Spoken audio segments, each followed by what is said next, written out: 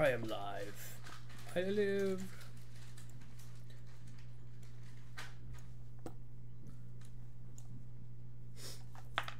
Thanks.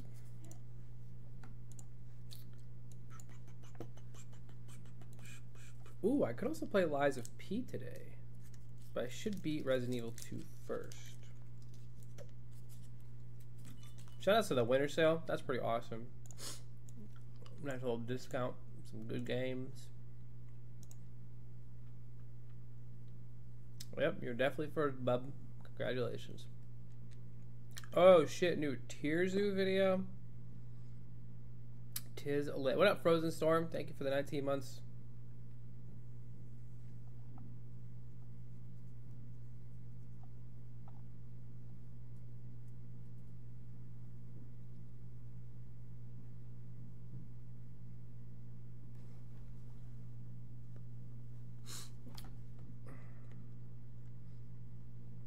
Our injury-prone streamer, yeah. Do I like cookies? Fuck, of course I like. I fucking love cookies, man. Snickerdoodle cookies, my favorite cookies. Chocolate chip cookies, my second favorite cookie.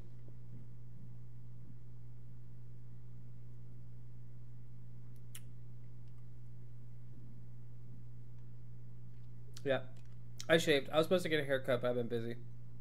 Fucked up my pinky. But I'm like mostly fine. Real question is, who doesn't like cookies? There's some fucking goon out there who just doesn't like cookies.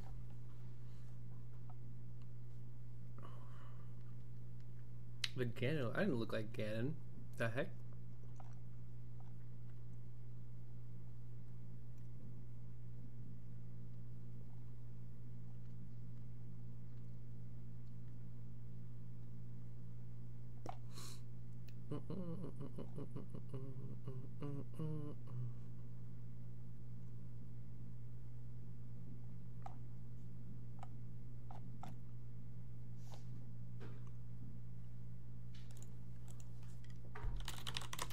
Rags, thank you for the 12 months. Neat. It sure is.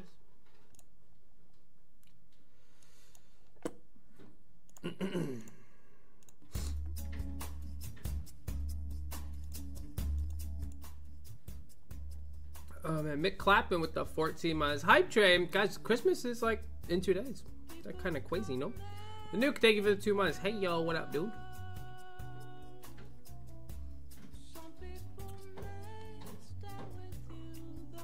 Top 5 ice cream flavors. I don't want to think about that much ice cream, but I think pistachio is my favorite flavor. Am I watching all the Techmas videos? I am.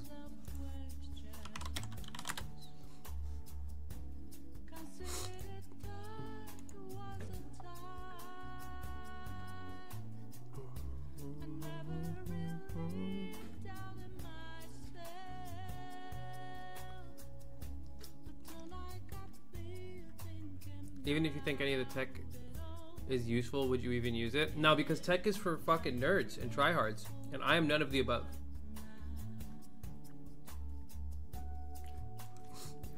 Double fastball tech. I don't know any of the techs. The only one that I saw on Twitter is the SDI one, which I heard him talk about before, which sounds really good.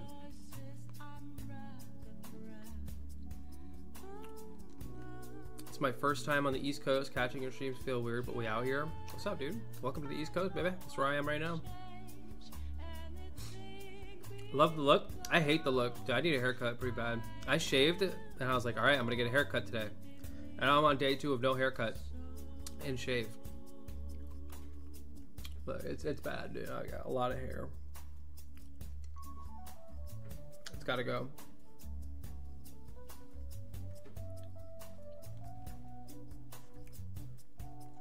I enjoyed having the long hair and beard. I'll probably do it again.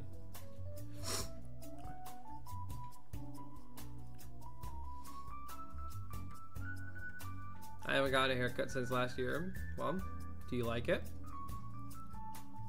Sup, Chili? Have I ever been to Europe? Nope, I'm going to though.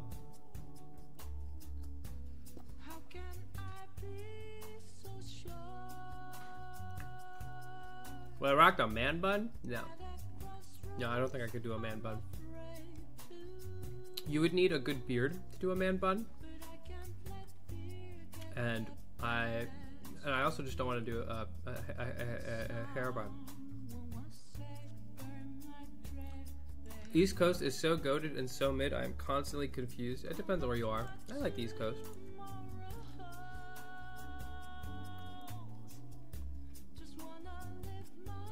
Am I still a better player?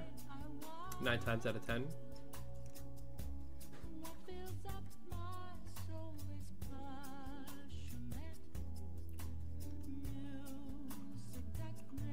I feel like I look so much younger.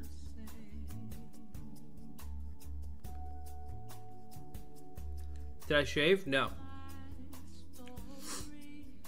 How will I cut my hair?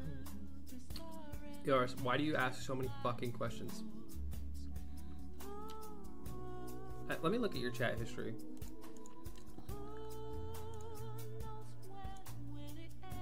Question, question, question, question, question, question, question, question, question, question. Stop asking me so many fucking questions, dude.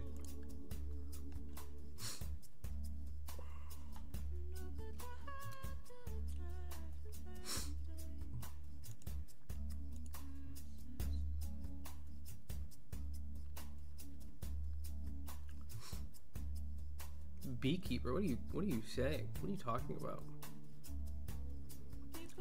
Do we need to baby proof you, big guy? Hope you're feeling okay, Chief. I think honestly, I think I might need to be baby proofed. I think we need to bubble wrap my entire body. That's the only way. Baby proofing is crazy. Yeah, I fucked up my pinky. Not too proud of it.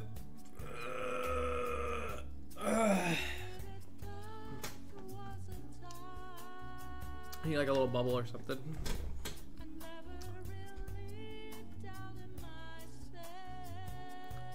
You gonna be one of those bubble boys then? My friends already call me Bubble Boy. It's because I play Arcane and Rano and Rivals.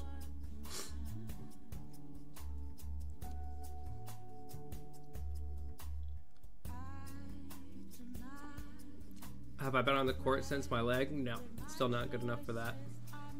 Okay, Bubble Boy.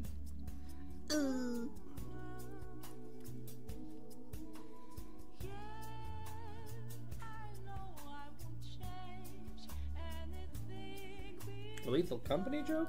Huh? Yeah, I don't know what you're talking about, bro. You're Lethal Company pilled.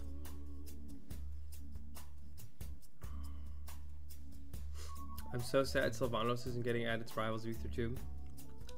That character's fucking whack, dude. We don't need no bitch ass Sylvanos. Keep his ass out of here, dumbass grass dog. ACL injuries take forever to heal. Oh, I know. Dude, you feel like... I feel fucking useless. I feel like a piece of shit without my knee healed. There's so much you're just incapable of doing for so long.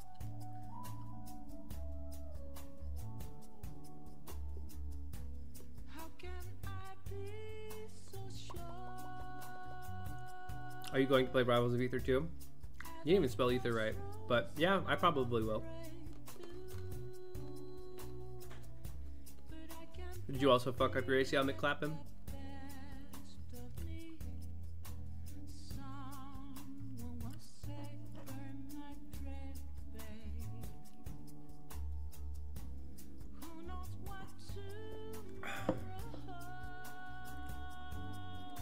Actually, that sounds cringe. Fucked my UCL in my elbow. I believe it. Fuck your riddle. I hate riddles. Whoa. Clip it out of context. Clip it and ship it. Clip it and ship it. I'm too stupid for riddle. I hate them. They make me feel... I hate things that make me feel dumb. And that's like a lot of things in this world. As a consequence of being dumb.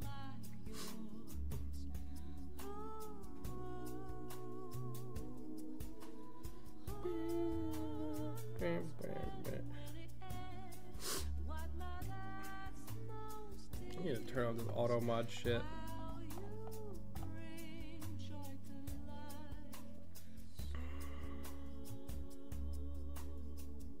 I had a teammate tear his ACL and inner meniscus, and it took roughly a year and a half to return to play. Yep. It can also let you feel smart. Yeah, but I can't. You know what I mean? Like, it's never let me feel smart.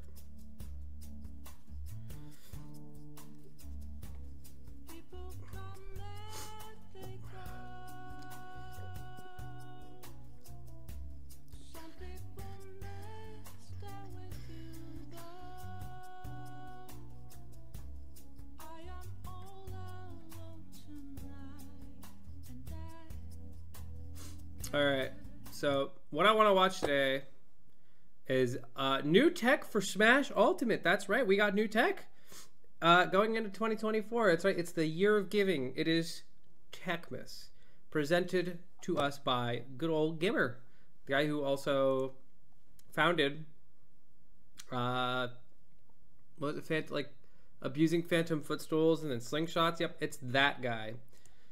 We're going to hold on, let me do this. Let me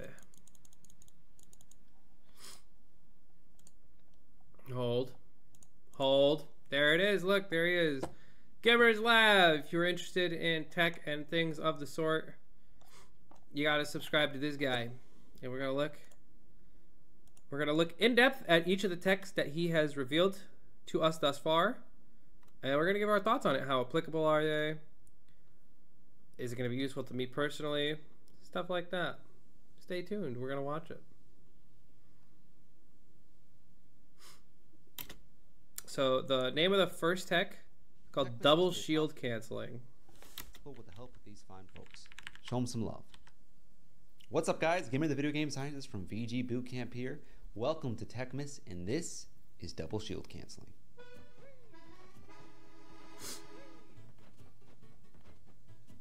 I'm not. What am I seeing here?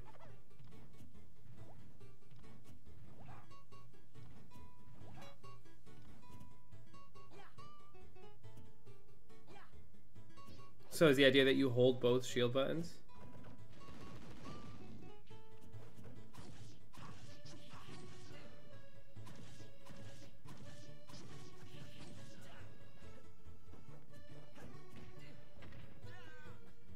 I need this explained to me. I'm not seeing anything crazy. This dude loves Lucas. All of his tech videos are all Lucas. Full momentum jump out of shield. It's kind of the idea. That's so niche.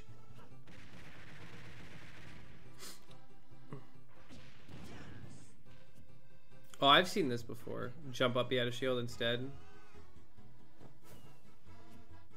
There are some people who already do this. Not me, though. In this video, we're going to go over the mechanics behind it, how it works, the different uses, and the different macros that it adds to the game, as well as some character-specific stuff. Before that, I want to give a little bit of context. Back in October 2022, on my way to LSI, I was on my Switch and I was messing around with shield lock mechanics while I was on the plane.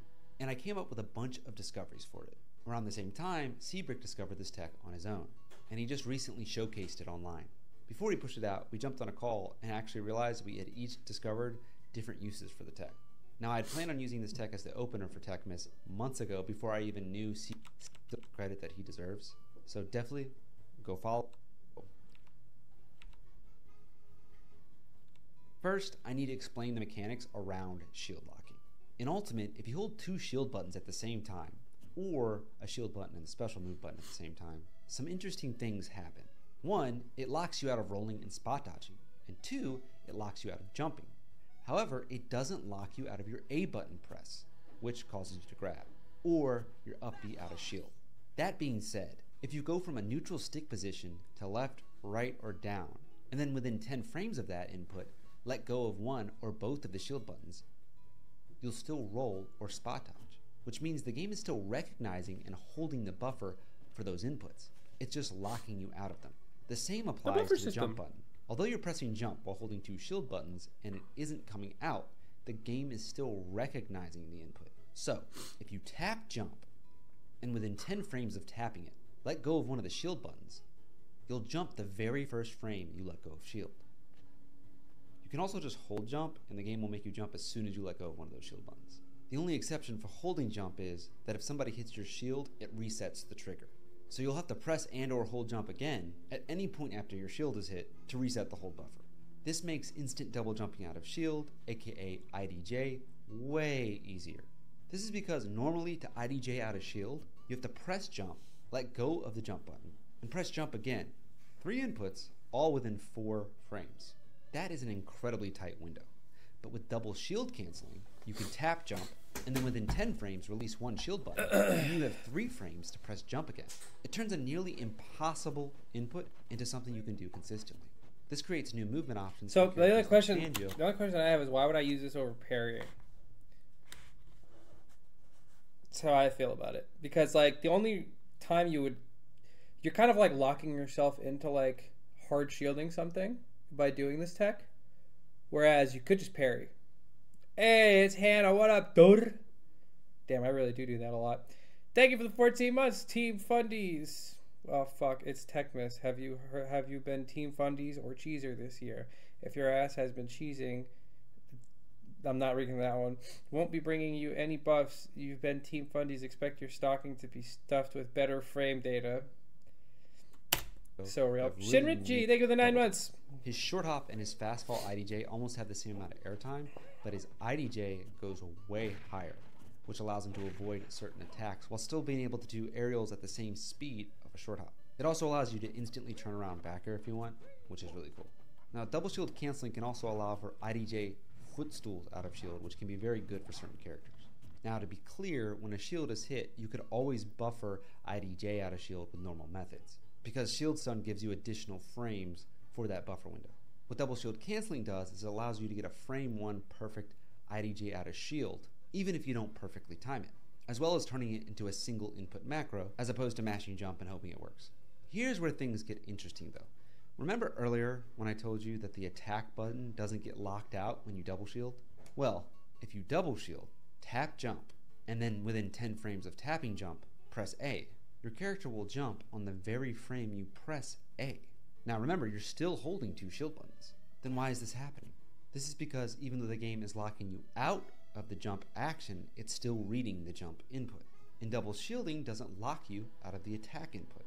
So the game thinks you just pressed jump and A on the same frame, which is the short hop aerial macro input that's built into the game. We're not done yet though.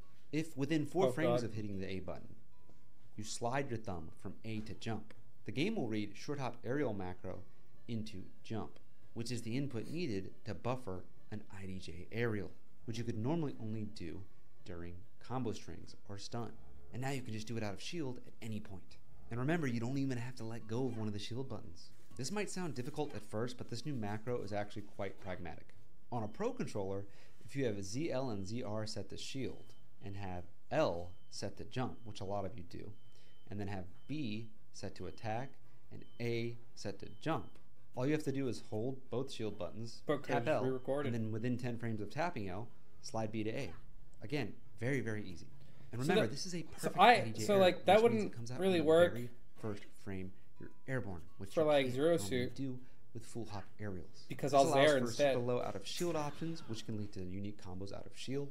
Leaves room for error in case you missed. Because you're holding shield while pressing an attack. I'm pretty sure you'll get Zare. Allows you to IDJ if you go into a situation where you shield and you realize they're not going to hit your shield.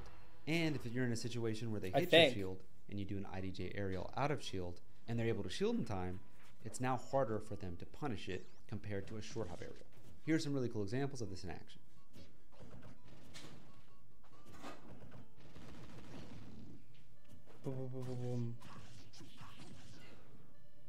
IDJ Zerpog. What about Snake or Joker? Joker, you want to grab. That's why I'm saying, like as Joker, your grab's definitely your best out of shield option, now, just because it's such a good tool to you use. Snake, on the other hand, like, if this only works for nairs, then like I'm not trying to do Snake nair out of shield. Oh, he's doing down air with that one. But you don't want to do IDJ down air because they'll just fall out. Back air would be good. with Snake. Now, as you all know by now, I think Lucas is underrated, and this tech is absolutely perfect for him because now he literally has a melee wave dash, which you can do easily. All you have to do is exactly what I explained before, except you have to make sure you're holding the control stick in a direction, and it just buffers it perfectly. You can use it in neutral when you're running around, or if you want to shield and bait someone and trying to grab you or attack you, or if someone hits your shield, you can use it to wave back dash really quickly. It's only 17 frames long. And if you do it backwards, he does a little turnaround animation when he lands, which makes him move further. Anyways, overall, this is really awesome tech, and I'm excited to see. Actually, I'm not done yet. Let's talk about the short hop aerial macro real quick.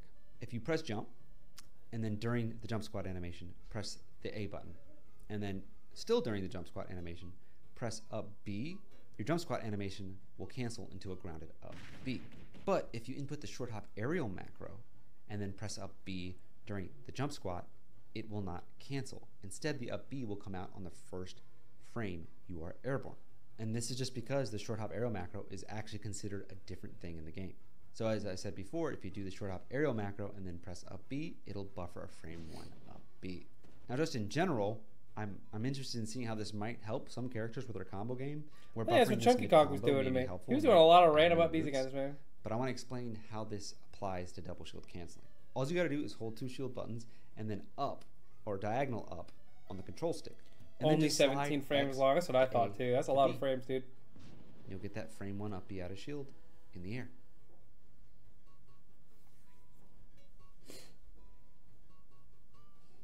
This is probably going to get a slightly easier footstool out of shield, huh? Yeah. Which I don't really want to do that much.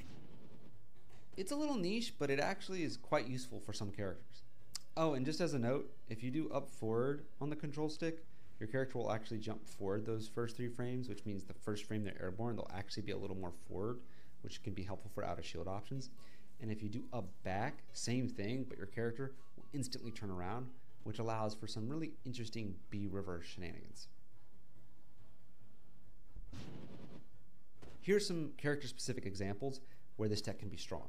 Donkey Kong has really bad out of shield options, but this is a frame 7 invincible out of shield option that actually hits pretty low to the ground. So if Donkey Kongs master this, whenever their shield gets hit, if it's a move that is -7 or less, or there's a gap in there where people like to just press buttons on his shield since he doesn't have a lot of options, instead of having to like spot dodge or full hop or roll out, he can just up B out of shield with this, and it does quite a lot of damage. Captain Falcon with a 1 frame aerial up B, he actually gets a huge amount of added horizontal space for this item tosses. So normally, now again, as before, if somebody hits your sure, most of you really specific movement options and things like that, flop IDJ allows her to land on the top platform almost immediately.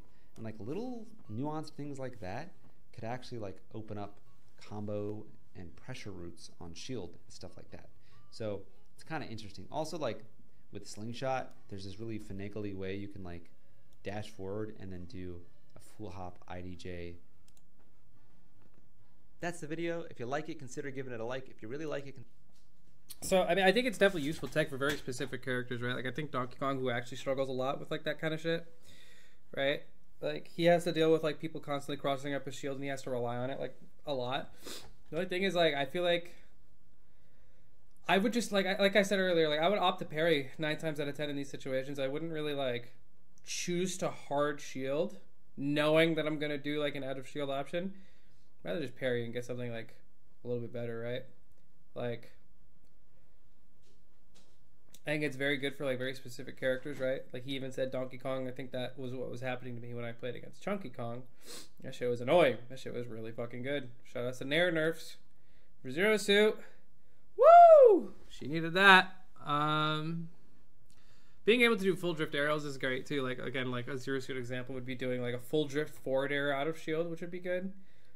It'd have to be very character specific, but I really think that wouldn't be too applicable, just because like the problem with like Zero Suit's forward arrow out of shield specifically is that most characters, when they do a landing aerial, will low profile it.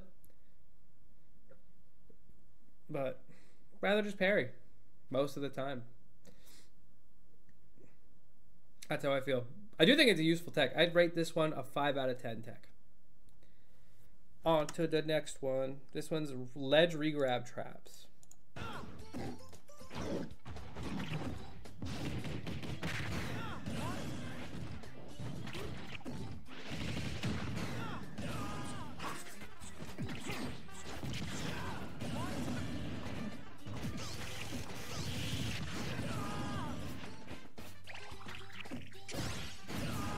Is he just going to explain that you get less iframes when you regrab? In the transition of Smash 4 to Ultimate, ledge trumping got nerfed. Now, opponents can drift while being trumped, as well as buffer way more ledge options, neither of which you could do in Smash 4. Because of this, people don't go for trumps as much. That being said, when someone grabs a ledge, lets go of it, whether it's just normally or being trumped, and then re-grabs it again, they don't get their ledge invulnerability back. That means there's about 22 frames where they can get hit during the ledge re-grab animation. But all the ledge animations like ledge jump, ledge attack, ledge stand, and ledge roll have frame 1 invul. So in this scenario where someone re-grabs a ledge, in general, this is what happens. The person on stage tries to time a move to hit them during that 22 frame area where they re-grab the ledge. The person recovering buffers a ledge option to get access to that 1 frame invulnerability as soon as possible, in hopes that the person on stage mistimes the punish. This is fairly common knowledge, and you see it a lot in tournament matches. What most people don't know is that when you re-grab the ledge, all of your ledge animations have less overall invulnerability, which turns it into a sort of Smash 4 ledge trap situation, and I forgot that I was wearing headphones, so let me take those off right now. Okay. So back to it. Ledge jumps go from a 2-frame mashing tech to a 4-frame punish window, which really means 5 frames for characters with 2-frame air dodges and 6 frames for characters with 3-frame air dodges. Obviously, some characters have frame 1 invul or frame 1 armor or frame 1 air dodges, but those are full. And it will cover. So is the idea to like use a hitbox to cover? If it hits, sweet, you're good. The ledge grab. If you miss and they air dodge low and go to re-grab the ledge, you can try to hit their ledge re-grab. If it hits, good, you just reset the situation, or maybe even set up a kill. If it misses though, they're likely going to buffer a ledge option to get access to that frame 1 invul that we talked about. And if you just throw out a hitbox in that area and cover that 15 frame window, you'll hit everything. That's assuming Ledge they buffer something. Ledge attack, ledge roll, and ledge stand. Not every character is going to have a setup with this, but a lot of characters do have this one simple setup, doing rapid jab. And for characters like Bayo, Bowser Jr., that can kill pretty early at ledge. Can't wait to see what setups you guys come up with yourself, but in the meantime, here's some really cool setups I came up with.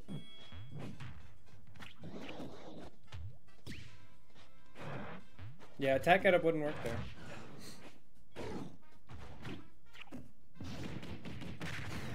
Yeah, again, this is like, I don't know. I don't think this one's very good. I do think it's good to know that you get less iframes when you regrab ledge, but I really feel like it's just a matter of like stalling. I don't know, like if the person on the ledge just doesn't panic and mash an option, they'll be fine. Like, I would simply react. Like, me as a top player, right? Like,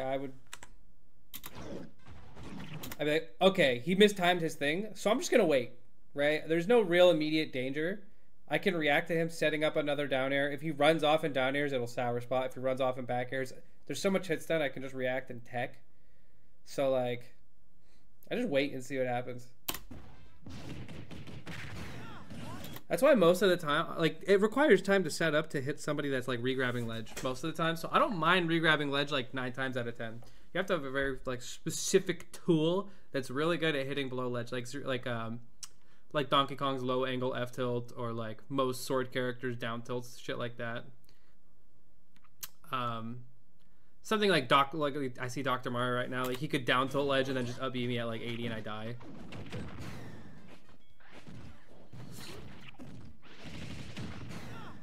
Like, Rob's another one. Like, he's just not gonna fuck with me if I regrab ledge.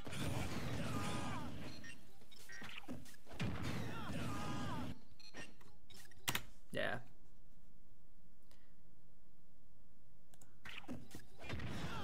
In front of the ledge at the beginning before people start using. What's up, guys? Give me the video games. The ledge is going to get a little more risky and like wait.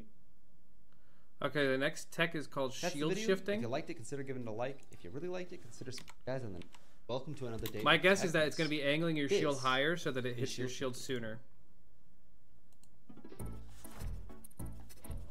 Nope, never mind.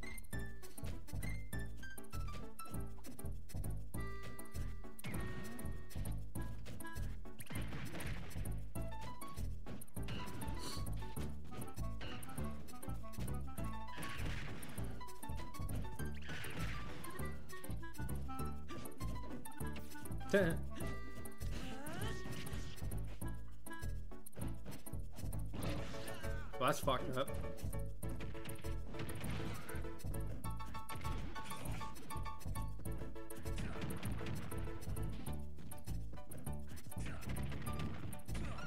I don't know.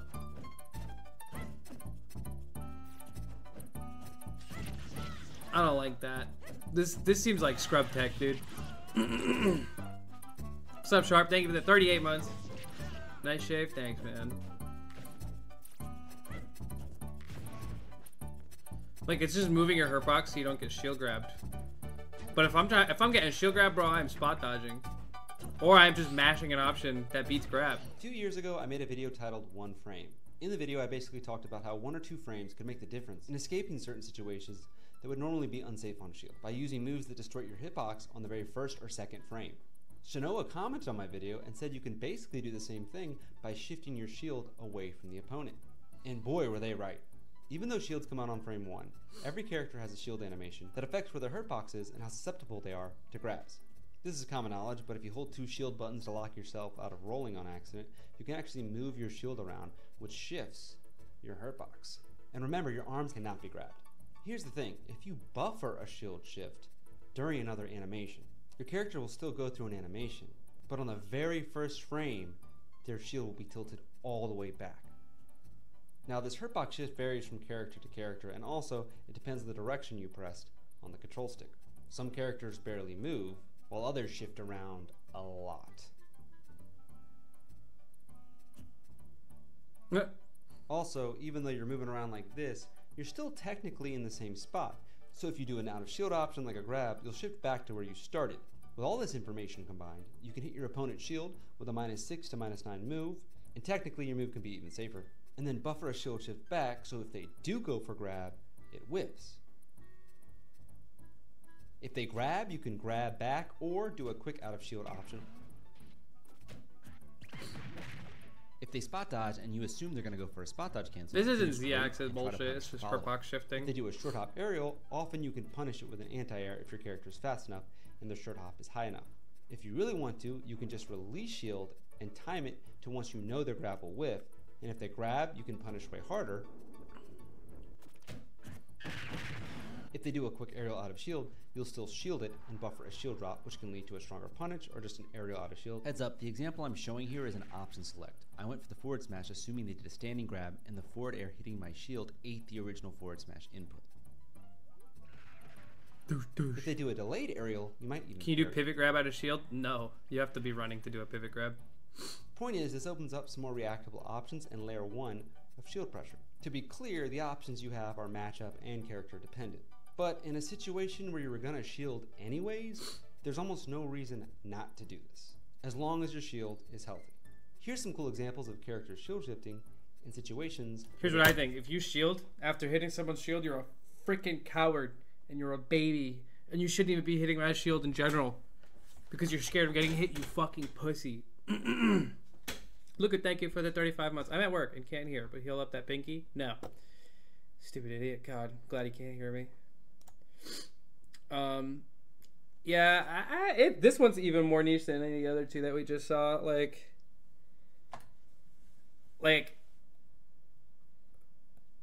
I guess I only speak for Zero, right? Or like, if I know someone's gonna grab after I hit them with Nair, I either spot dodge boost kick or I mash jab. You know.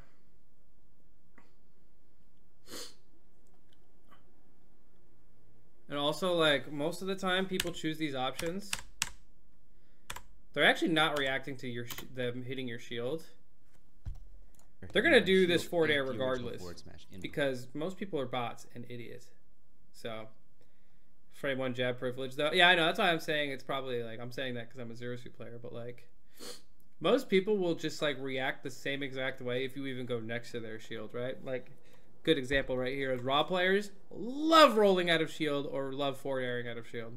You give them the opportunity, right? Link players, they're gonna nair out of shield every time. Nest players, nair out of shield every time. It doesn't matter if you hit it or not. You just have to be close enough to where it looks like the nair's gonna hit.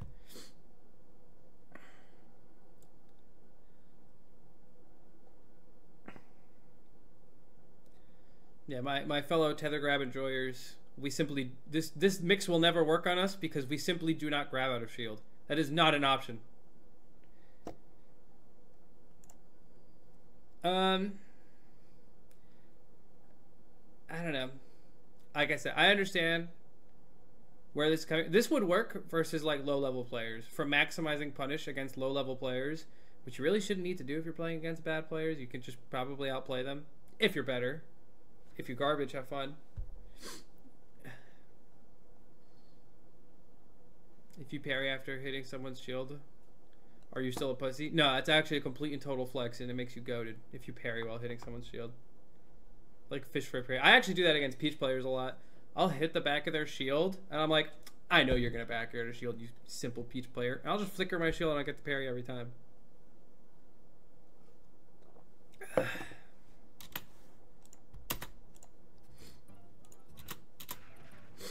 If they do a delayed aerial, you might even parry it. Next tech.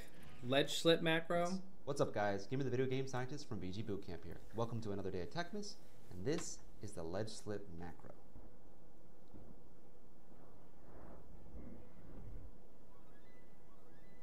I don't do ledge slips. I don't find a use for them really. Oh, I can't do this. I have tap jump.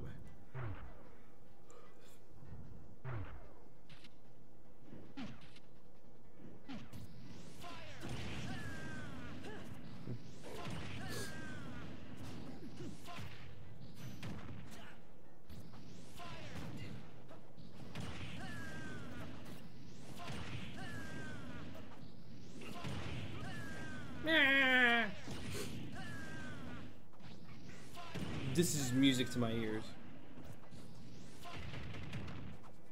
Wouldn't a ledge slip up air on CSS set up for a potential kill? No.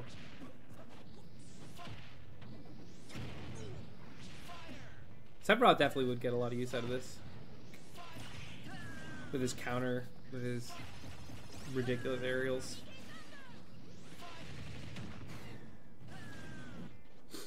What's tap jump? When you press up to jump.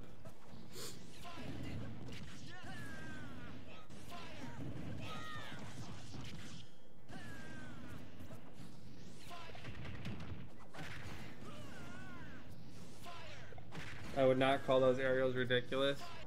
I would.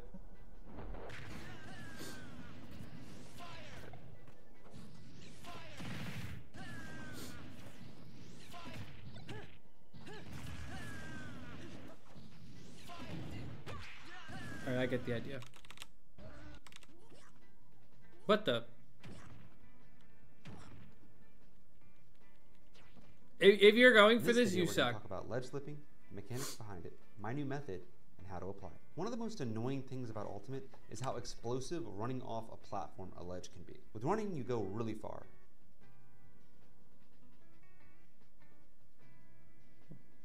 But even with walking, you go quite a bit of distance. This is good for edge guarding in certain scenarios, but when an opponent is recovering in this area, it can be really hard to cover. Normally you have to short hop or something like that, but this takes extra time, which makes reactionary edge guarding in this spot even more difficult.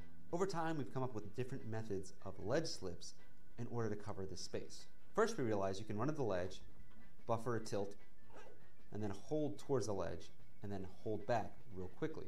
And that was able to cover the space. But doing that aerial caused similar issues with short hopping, where it just takes extra time to do, and it makes reacting with an edge guard in this situation much more difficult. Then Jay for Jonas discovered the best method to date, where you let go of the control stick to skid, and then press down to crouch, roll the control stick to down forward, and then press forward to slip. Sub to Jonas on YouTube and watch his video on crouch ledge slip. He makes great tech videos. So I decided to lab the mechanics and understand why ledge slipping happens in the first place. Once I discovered how it works, I came up with my own method, which is a little more viable, quicker, for a reactable edgeguard scenario. Before I get into that though, I need to explain a few things. I just like First tap is the jump. I don't like two-frame changing my macro, controls. something that I think exists in every Smash game. I discovered how it works a couple of years ago, and it's actually the mechanic that led me to figuring out slingshotting. Basically, if you hold a walk input for 2 frames or more, and then transition your control stick all the way in the same direction, the game won't transition into your dash animation. They probably did this to stop people from accidentally running when they're just trying to walk or turn around. Here's the kicker though. The 2-frame macro can activate while you're in the middle of another animation. Plus, it can stack. For example, with slingshotting, you can dash in one direction, hold down back for 2 frames or more, and then hold all the way back, and while you're still in that forward dash animation, you'll be holding the opposite direction and a backdash won't come out. But that's for another video. So here's another interesting macro. Everybody knows this, but if you dash in one direction and then let go of the control stick, you'll go into your run skid animation. But you can also cancel your run animation into your skid animation by going from forward to down forward or forward to up forward. For up forward, tap jump must be off though. If you're holding down forward, your run skid animation will eventually cancel into crouch. No, I can't. If you're holding up forward, your run skid animation will cancel into your walk animation. Here's where it gets good. You remember the 2-frame macro I told you about? It activates on up forward and down forward. So basically, if you're in your run animation and you transition from forward to down forward or forward I to do up think forward, I just want to say real quick. I'm sure you're wondering, what does this have to do with I ledge? hate the YouTube players sometimes. I actually do think that ledge slipping is a really good tech to learn, especially if your character has like really good like lingering hitboxes and edge guarding tools. If you're not confident going off stage, I feel like this really doesn't apply to you. But if you want to bring your gameplay to the next step, edge guarding is pretty important. And if your character has like trouble covering that like area that's like at ledge or right below ledge, then this is really good for you. Slipping. Well, it all boils down to how ledge slipping works in the first place. You see, there kind of is no ledge walk-off animation. There's your on-stage animation and your airborne animation. And the game uses interpolation to create a transition animation on the fly that combines the attributes of both of them. And you burst off because of your run speed. Same applies to your walk-off. So, if you run to the ledge and then transition to a forward diagonal, you'll start your run skid animation and the following will happen. For down forward, your run skid will cancel into crouch, and once your crouch animation starts, you can quickly move from down forward to forward, and you won't go into your dash animation because the 2-frame macro is in effect. After at least 6 frames of crouching, your character will start to go off the ledge with a transition animation that combines your crouch animation and your falling animation. You can act on frame 3. For up forward, your run skid will cancel into teeter. On the second frame of teeter, you can quickly move from up forward to forward. So up forward is technically better if you're a tap jump champ. The 2-frame macro is in effect. You will start to go off Makes the ledge. countering recoveries easier. That is true. Yes. Combines your teeter animation and It's your definitely the falling best use for this. How long it takes until your character can act is character dependent. For example, Mario is airborne on frame 5. Because both crouch and teeter have 0 momentum and the transition animation reflects that, you can immediately hug the stage really hard when falling off.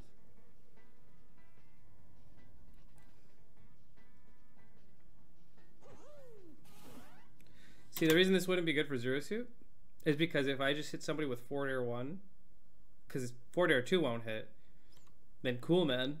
You're going to beat me back to the stage and then I get ledge trapped. Epic. And like, I'd rather just jump and set up a down air rather than do ledge slip if I wanted to do that. Up air strolling, there's never a situation where I would do ledge slip up air. Like maybe ledge slip back air, but at that point, like, I could just do run off back air and cover the same amount of space if I just delay it.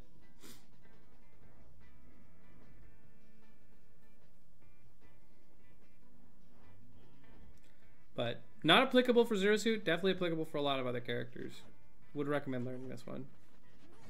This is so quick that it allows you to do it on the fly in the middle of a match. If you get there early, you can just keep the diagonal forward input held and react. And if you're too close to the ledge to dash, you can just hold up forward to walk to the ledge, and it gets you the same effect. I honestly think if people start implementing this, it's going to be a game changer. It makes 2-framing as well as edge guarding in general way easier, especially on recovery. You also do like a mix-up ledge jump. Makes ledge jumping a lot more Or possible tethers, too. because they always have to go under stage in a specific spot in order to get there. Another quick note, if you do the slingshot input, it will cause your character to fast fall, start hugging, and not grab the ledge, which is really good for hitting this area with really quick aerials. Ledge slip bear will probably get you clipped and risk a stage spike more often than regular run off jump back air. That's actually pretty true too. If you do ledge slip back air zero suit, you'll probably get stage spiked. Or trade, and nobody wants that. Input, you'll do a really quick ledge trump.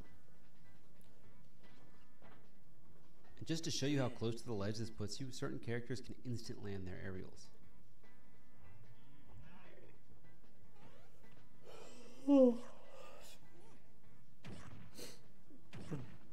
I'm not getting hit by that. No one's getting hit by that. What's up, Savage? Thank you for 52 months. Hola. Hola. What's up, Deckles? With the slingshot input. How's it going, man? Wait, we have to run that back.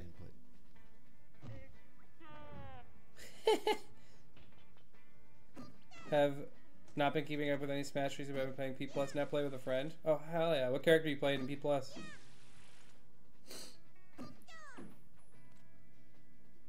Big D about to go stupid with his ledge trap. Rosalina can also desync with Luma on stage with this. Is running off the stage and flip jumping to spike an opponent good to catch that spot? Yes. So here's some cool examples of the ledge slip macro. Charizard, DK, now take notice, Mario. most of these clips, Fox is getting DK's fun in that game. He's fucked up. Animation, He's which hilarious. means this gives you a larger punish window for punishing recoveries that are hugging the ledge. Hold that, Paris Ramirez. You will no longer get the ledge for free so long as I live and play Link.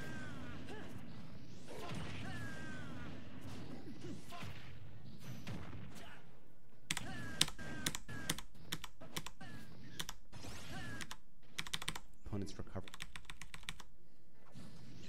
I think I've said everything I need to on this one, but this one's really good. Ledge slip macro. This is something that people have been trying to discover for a while now. Melee, what the heck?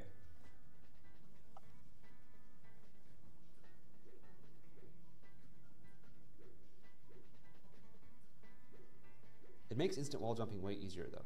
As far as I know, characters like Falcon usually dash attack first to get the same effect.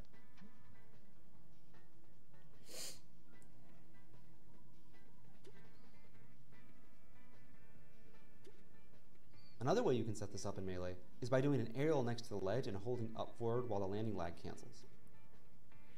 Okay. I do not care for Melee. Since Boosted pivot tilts. simple. While running, press back on the control stick to go into your run pivot animation. And then a frame later, hit the I don't have stick in tilt the stick, direction but I you do want, this manually. assuming tilt stick is on. And on frame 5 of the run pivot, your move will come out facing the direction you are going, and you'll slide a bit. You can do this with up tilt, down tilt, and forward tilt.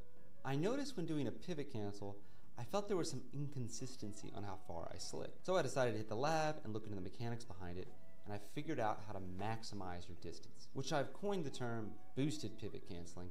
That being said, it really is just a perfect pivot cancel, so whatever the community decides for the name, it's cool with me. But in order to get to all that, I have to explain how run mechanics work in Ultimate. As most of you know, you can press forward on the control stick to get a forward dash. Skid and run pivot can be canceled on frame 5 with an attack.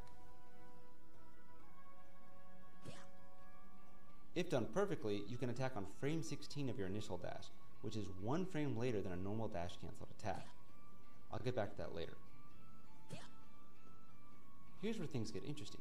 You can cancel your run skid into your run pivot, but it doesn't affect the 5-frame cancel window into an attack. So, for example, let's say you're running. You go into your run skid animation for 3 frames. You do your run pivot for 1 frame, and then on the 5th frame, you press the C stick to do a tilt, and you'll get the furthest possible slide on your tilt. Whoa, it's pretty far. I think I know the reason behind why you slide further with this method. First of all, your run skid makes you go pretty far. Secondly, the longer your run pivot is out, the more it works against your forward momentum. So with this method, you can optimize the mechanics to get the furthest possible slide. This is probably why there's inconsistency when people normally do it, because what they're doing is they're going from forward to back, but they're doing it slow enough. You learned this one before Techmas. Techmas. You're a lab rat, dude? Shame. Before going into the pivot. With boosted pivot, you can make it a bit more consistent. Before we get into that, I wanted to talk about another weird thing about this mechanic. As I said before, it's almost universal to do 3 frames of run skid and then 1 frame of pivot. There's actually a larger window than that, but it varies from character to character. For example, Mario can do up to 4 frames of run skid before canceling into run pivot. If you do 5 frames of run skid, he'll buffer a backdash instead of canceling into run pivot. Meanwhile, Game & Watch has to do a run pivot by frame 3 or it won't even work properly. Okay, so let's talk about the different methods I've come up with to get a perfect pivot cancel. The first is just to run, let go of your control stick, then hit back, and C-stick a frame later.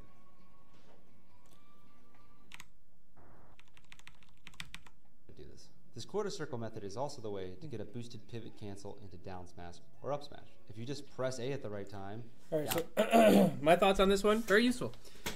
I think being able to do like basically tilts while having forward momentum is really important for a lot of characters, right? There's a lot of characters that have, like, we'll say down tilt up smash confirms. I know Greninja is on the screen right now, and he's one of them. But Diddy Kong's another one, or like down tilt, like up air confirms with some characters. They got that, like Pyra, for example. You know, it's a very useful tech to learn.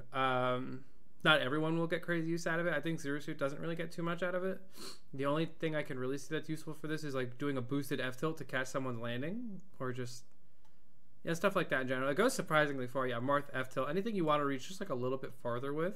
It's a crazy poke option to just have in the pocket, and most people aren't expecting to get hit at the range that you're running at, if that makes sense. Definitely worth learning. The fact that there is a consistent way to get an insane amount of boost out of your tilt, it's pretty good. Pretty good. Definitely worth learning. It's not something I would do. I don't have tilt stick, so when I do this, I just press the A button. So I would basically, I guess you could follow my mouse. I would run this way, turn around, so I get the skid animation, and then F tilt, like I would bring the joystick back and then press A, while my joystick's like about here. It's like a manual tilt boost, but doesn't really apply to me. Not a tech that I really use all that often.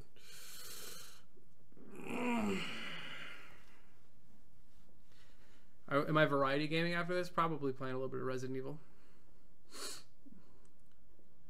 Any character that gets kill confirms and combos out of fast tilts. There might be like Diddy Kong, for example. Like, it's barely a true combo sometimes, the way the down tilt and the up smash connect. But like, I think with the pivot boost, it's probably even better. I use turnaround tilts more than I use pivot cancels. Should probably use more pivot cancels, bub. Probably use more pivot cancels. There might even be cases where like there are some characters that get like a new kill confirm or something. But what do I know? Something for you nerds to lab out, not me. Next tech, double fast falling.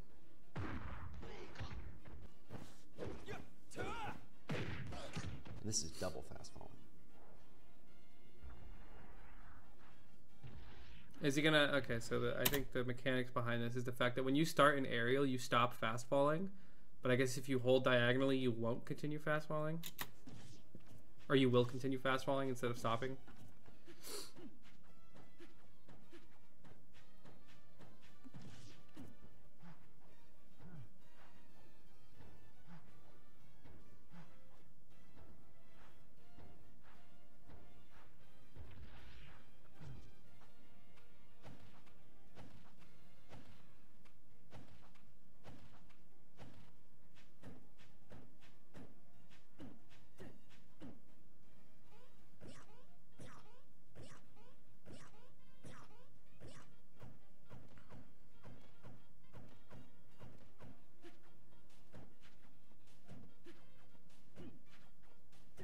So how do you do it with Nair? In this video, I'm going to talk about Nair, auto baby. fast falling, double fast falling, and how these two macros can make you space better and faster. Now, these mechanics are known by a lot of people, but I don't think they've been fully explained and fleshed out. Thus, I don't think a lot of people are like fully using them and optimizing them in competitive play. Let's get started. In Smash, when you jump, your character goes into an arc at the peak of that jump that lasts about 4 or 5 frames before you start to fall again. Once the arc starts, you can press down to fast fall. If you press down at any point during those 4 or 5 frames, you'll still land at the same time. For example, if you short hop with Sheik and fast fall in frame 17, it'll take you 8 frames to land. If you fast fall in frame 20, it'll still take you 8 frames to land. Because again, you're pretty much stationary for the first 4 or 5 frames of your jump arc. If you're holding down on the control stick while jumping, you get to that arc, and then you press and hold the C stick, you'll start your aerial, and then 4 frames later, your fast fall will come out.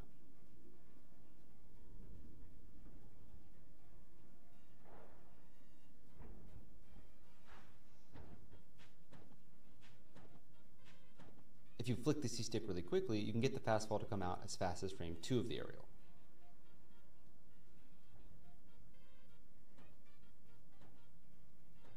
I call this mechanic auto fast falling. You can even press down back or down forward on the control stick before activating auto fast fall to drift left or right.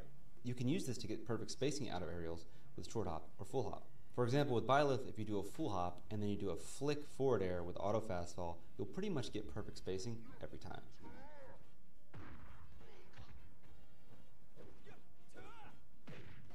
So the idea is that you're fast falling at the arc of your jump, there's a 4 or 5 frame window as soon as possible to make your aerials as fast as So possible. you can start the auto fast fall at any point during those 4 or 5 frames and always get the same spacing.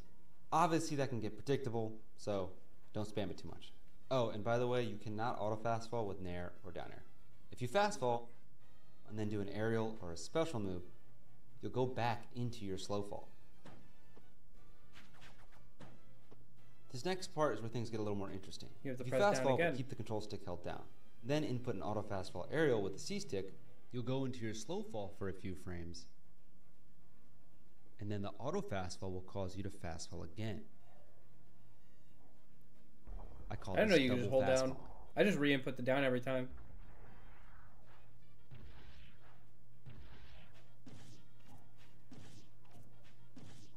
For some characters, this is the fastest way to get a perfectly spaced aerial.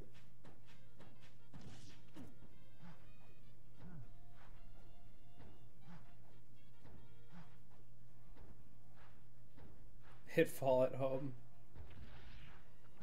Here are some examples. With Mewtwo here, I'm doing a short hop into fast fall and then a slightly delayed auto flick fast fall fair to get that perfect spacing really, really quickly. Here it is with Sheik Fair. With short hop, you want to slightly delay after the fast fall and flick the C stick. Mario is similar with a short hop back air. Fast fall, wait a bit, keep down held and flick the C stick. With Pac-Man, you can use this to get super fast double fairs that are also spaced really well to the ground. And you can use down back or down forward to drift which way you want, because when you do short hop fair out of shield with Pac-Man, he kind of drifts forward really quickly. One other note, you can actually use this to run off platforms and get a double fast fall aerial, which is really good for quick aerials. Just to be clear, you didn't know about the short hop macro till now? Dude, you've been living under a rock? Before the arc of your jump, because in that case, you just have to do a normal fast fall aerial. Again, I know this is a mechanic that a lot of people know about, but I just feel like at like a technical level and understanding how it works, this has never really been explained.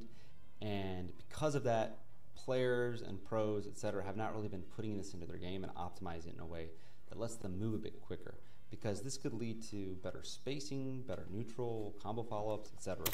I mean, I think it's good. This is kind of one of those things that people are like already doing without real. It's exactly what he explained. It's something that people are already doing without really understanding it, or they're not really thinking too hard about it.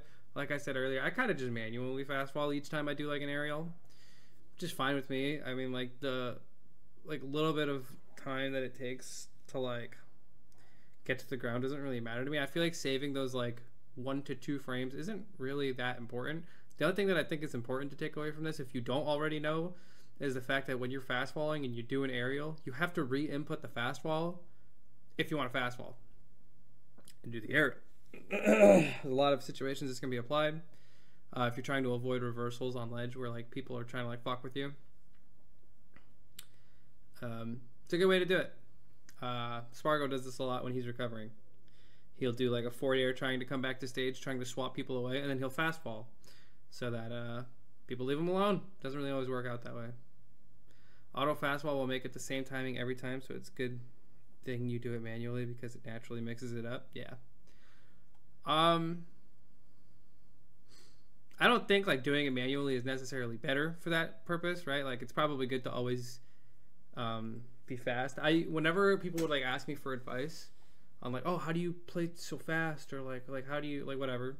I think it's very, very important to learn how to play at your fastest so that you can learn when you have to slow it down. I think like knowing what your max speed is a good baseline, because like a lot of like your friends that you might lose to at home, you probably think they're pretty fast. They get their aerials out. They always beat you to the punch every single time. That's because they know how to do everything as fast as possible.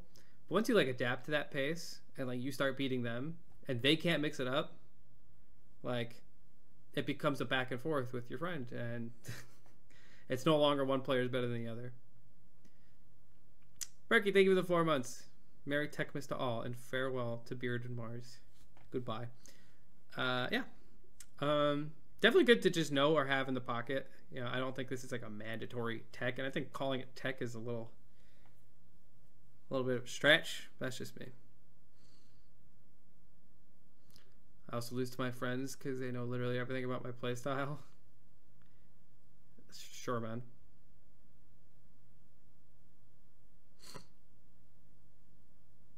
It's so weird you say that. It just happened to me. What are you talking about?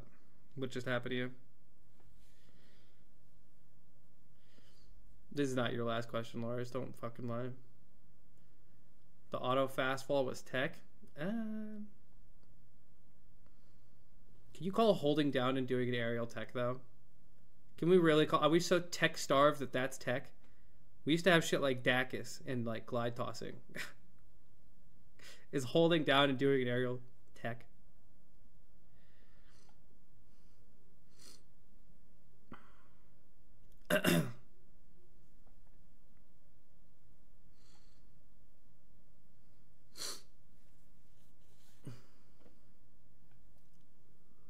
Good to know. But if you're not already or like fast falling your aerials, then boo to you, bub. Buffered reverse tilts. Oh. I don't understand the mechanics behind this. I do that all the time, though. I spam this when I play as Snake.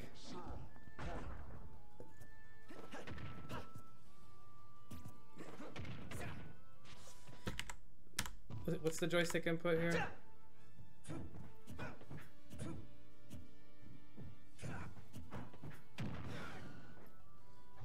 Is he going down and then up? Why? You don't have to do that. You can just manually turn around and then up tilt. Okay, yeah, that's like one that I would do.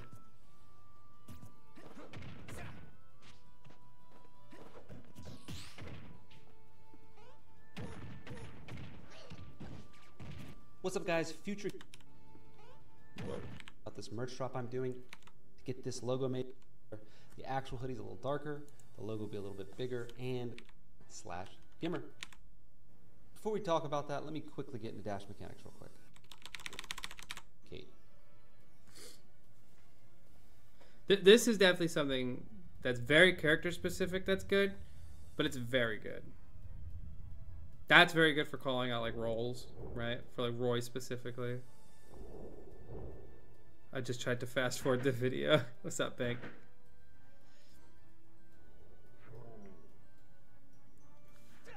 Am I weird? Am I weird for thinking that this is how I would naturally do this kind of input instead of like considering it tech? One important note. Like if I wanted to up tilt there, that's exactly what I would input.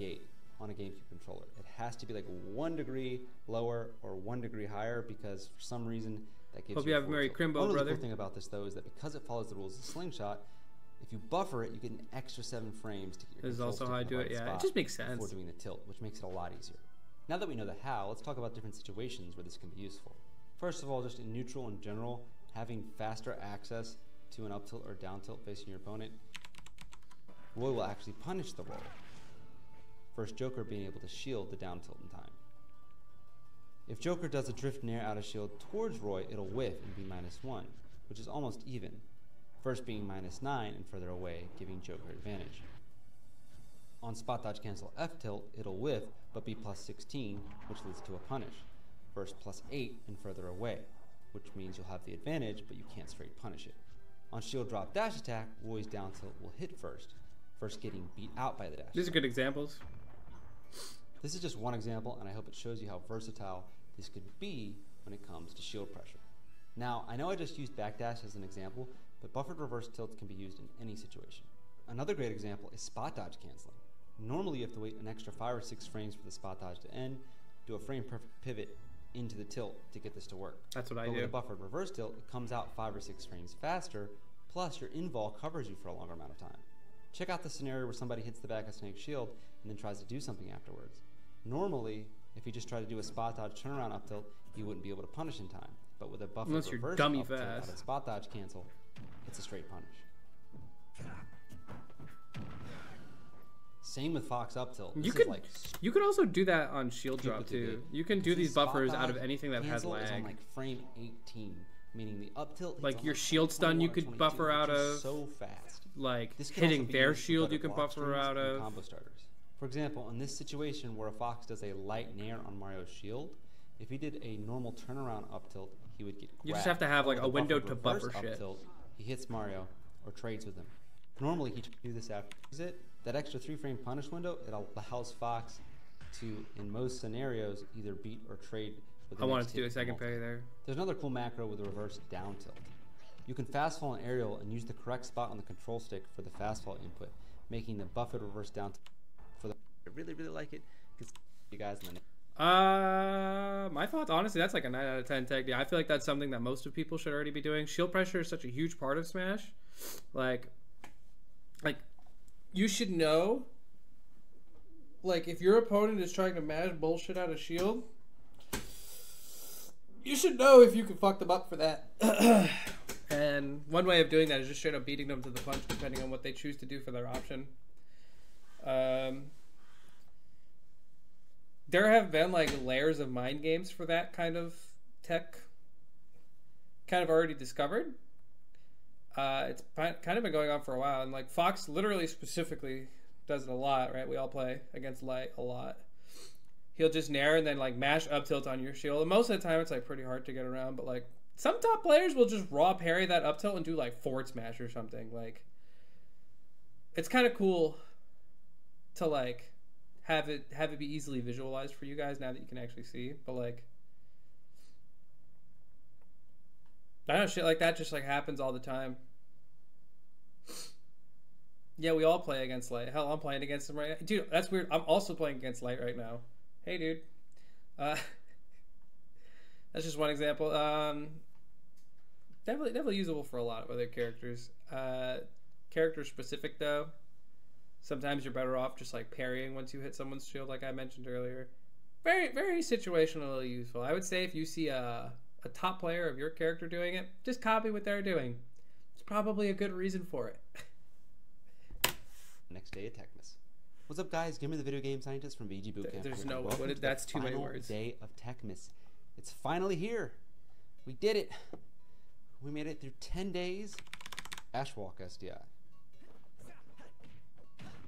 Sheesh. Flick SDI, And dash walk combine it, SDI, you and get triple FDW SDI. SDI or triple I actually, you know what? Now that I don't think know. about it, I've heard him and Charles talk about this pretty recently. A Gyat Day. This one is crazy. Yeah, being able to get more SDI inputs is preposterous. This one I video, would we're gonna go actually over how consider SDI running works, as a my top new player. methods, how to implement them, and of course how to use them to get out of some of the jank in this game. Before we get started, I want to give a special shout out to YouTubers Azif and Aika. They are freaking lab gods. Some of the principles that led me to come up with this stuff was from their SDI video. I have the Quintuple channels in the dash flick description. Make sure SDI. you subscribe, as this hit stop freeze. For projectiles, it's only the person getting hit that freezes. During hit stop, you can press the control stick around to move your character before they go into hit stun.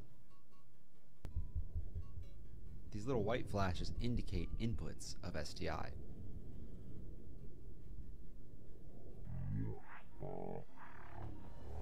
Get Like a my little bit of a money. secret sauce for this character. Forward smash is a really, really strong move. This is called Smash Directional Influence, SDI for short. If you're airborne when you're hit, you can SDI in any direction.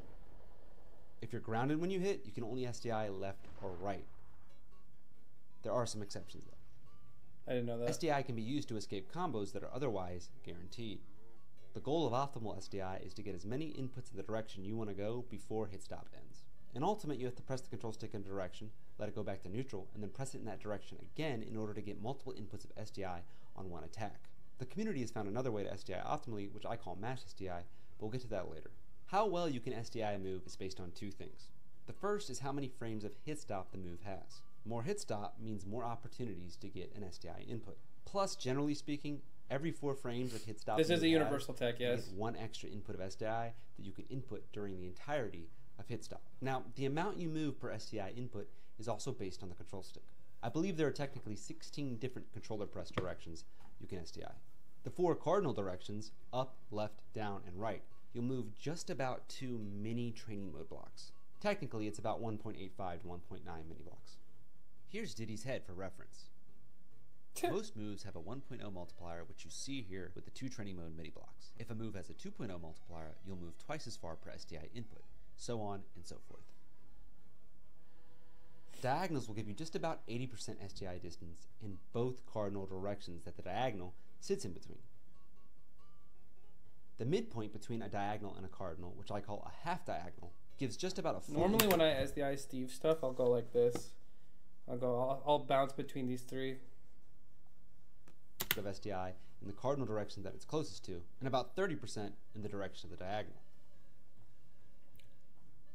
I Now, bounce earlier in between the video, yellow I said circles in order whenever to I get multiple SDI. instances of SDI while frozen in hit stop, you have to let go of the control stick or push it back to neutral and then press in that direction again. That's not exactly how it works. There are only 2 rules for SDI. The first is if you're holding the control stick in a direction before hit stop starts, you will not get an SDI input in that direction. The second rule is that you can't SDI in the same direction 2 frames in a row. Light probably doesn't have to So it die all when he comes gets down in to with jab, what hopefully. counts as the same direction. Like I said, you can just go back to neutral on the control stick, but there is another way. So cardinal directions, up, down, left, and right, do not count as the same direction as their diagonal and half diagonal counterparts. So for example, going from right to half diagonal or full diagonal down right will give you that half diagonal or full diagonal SDI input. That being said, half diagonals and full diagonals do count as the same direction as each other, as well as their closest cardinal counterparts.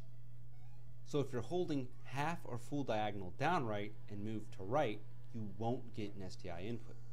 But you can combine these 2 things I just talked about. For example, if you go right to down right, you'll get a full down right SDI input. If you then go from down right to upright, you'll pass the right cardinal direction, which will reset the situation, so that when you go from right to upright, you'll get a full upright SDI input. And you can repeat that over and over again. This is the mash SDI I was talking about earlier, and it's the form of SDI that I believe most players use. Mash SDI is very good, but it has 2 downsides. First of all, when you're mashing the control stick like this, it takes a little bit of time to adjust before and after you're getting hit. Because you have to move your thumb in an awkward position before getting hit, and then you have to go back to normal after getting hit. It's also really tiring on your arms, hard to implement on quick moves, bad for your controller, and just hard to do over and over again in general. It's much easier to get consistently on a Pro controller as well because of the rounded controller gate. Honestly, if you have a GameCube controller, you might want to round your gate out. My arms are already tired. That's where my 2 new SDI methods come into play. With Flick SDI and Dash Walk SDI, you can get 2 SDI inputs and 1. Show me the goods. It's just to a neighboring diagonal really quickly. The full cardinal SDI input as well as the diagonal SDI input will stack on top of each So why was the C-stick The goal involved? here is to hit the half diagonal so you get 2 full SDI inputs in the cardinal direction. If you go too fast, you'll hit the full diagonal and get 1.8, which is still really good.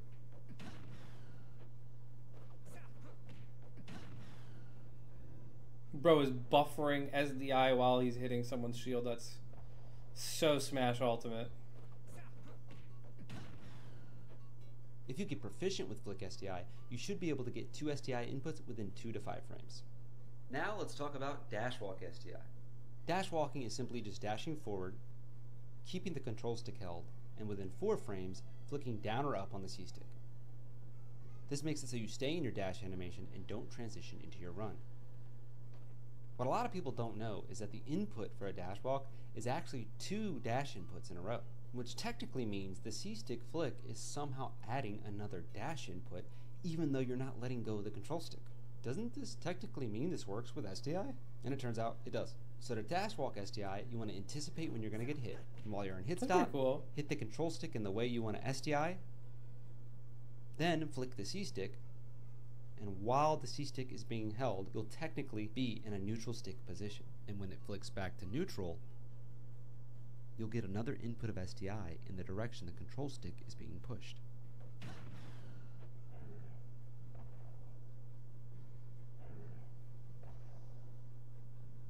Oh god, it's way too technical for SDI. I just like mashing. Also, you can't flick the C stick in the same direction that you're SDIing. I suggest to always go down or up, whatever's most comfortable for you. For example, if you're more comfortable with flicking down on the C stick, always do it that way unless you're going for down dash walk SDI. For that one exact input, flick up on the C stick. If you get proficient with dash walk SDI, you should be able to get 2 inputs of SDI within 3 to 5 frames. Whether or not you flick SDI or dash walk SDI is all based on what you're most comfortable with, but they are slightly different. If you're in a checkmate situation, you can use flick SDI to try to move yourself away from the blast zone a little bit, as well as have the control stick land on the proper survival DI at the end of hit stop. In this particular case, with Rob, SDI every you hit. can live 4 to 5% longer just with flick SDI. With dash walk SDI, there's a cool little option. Still a Mario Party minigame, If you though. hit someone's shield with a move that's just barely unsafe, and you know they're going to punish you with an out of shield move, you can time the dash walk back, so if the move hits, you get 2 inputs of SDI. But if the move whiffs and they choose a slower option, you'll just dash walk backwards. That's pretty great risk reward. Just remember, it only works if your move's barely unsafe, because it's the only way this lines up properly. By the way, in this setup right here, this is what happens if you get no SDI input and try to forward air Game & Watch with Crom. And on the double SDI input, Crom actually beats out Game & Watch's Nair. This is Game & Watch doing full drift Nair towards Crom. So you should probably always go for dash walk SDI when you think Game & Watch is going to punish you with up B out of shield. The last SDI I want to show you is FTW SDI or triple SDI. Again, I don't know what to call it, which is just a combination of the last two, so I'm pretty sure you already understand what it is. To do it, just do flick SDI, but hold the diagonal, and then flick the C stick. This will give you a full SDI input in the cardinal direction, as well as 2 SDI inputs in the diagonal. Damn, what the hell? That's so much SDI. What the hell? You can also dash walk SDI with the cardinal into a flick SDI to get 2 full SDI inputs in the direction you want to go, and 1 in the diagonal.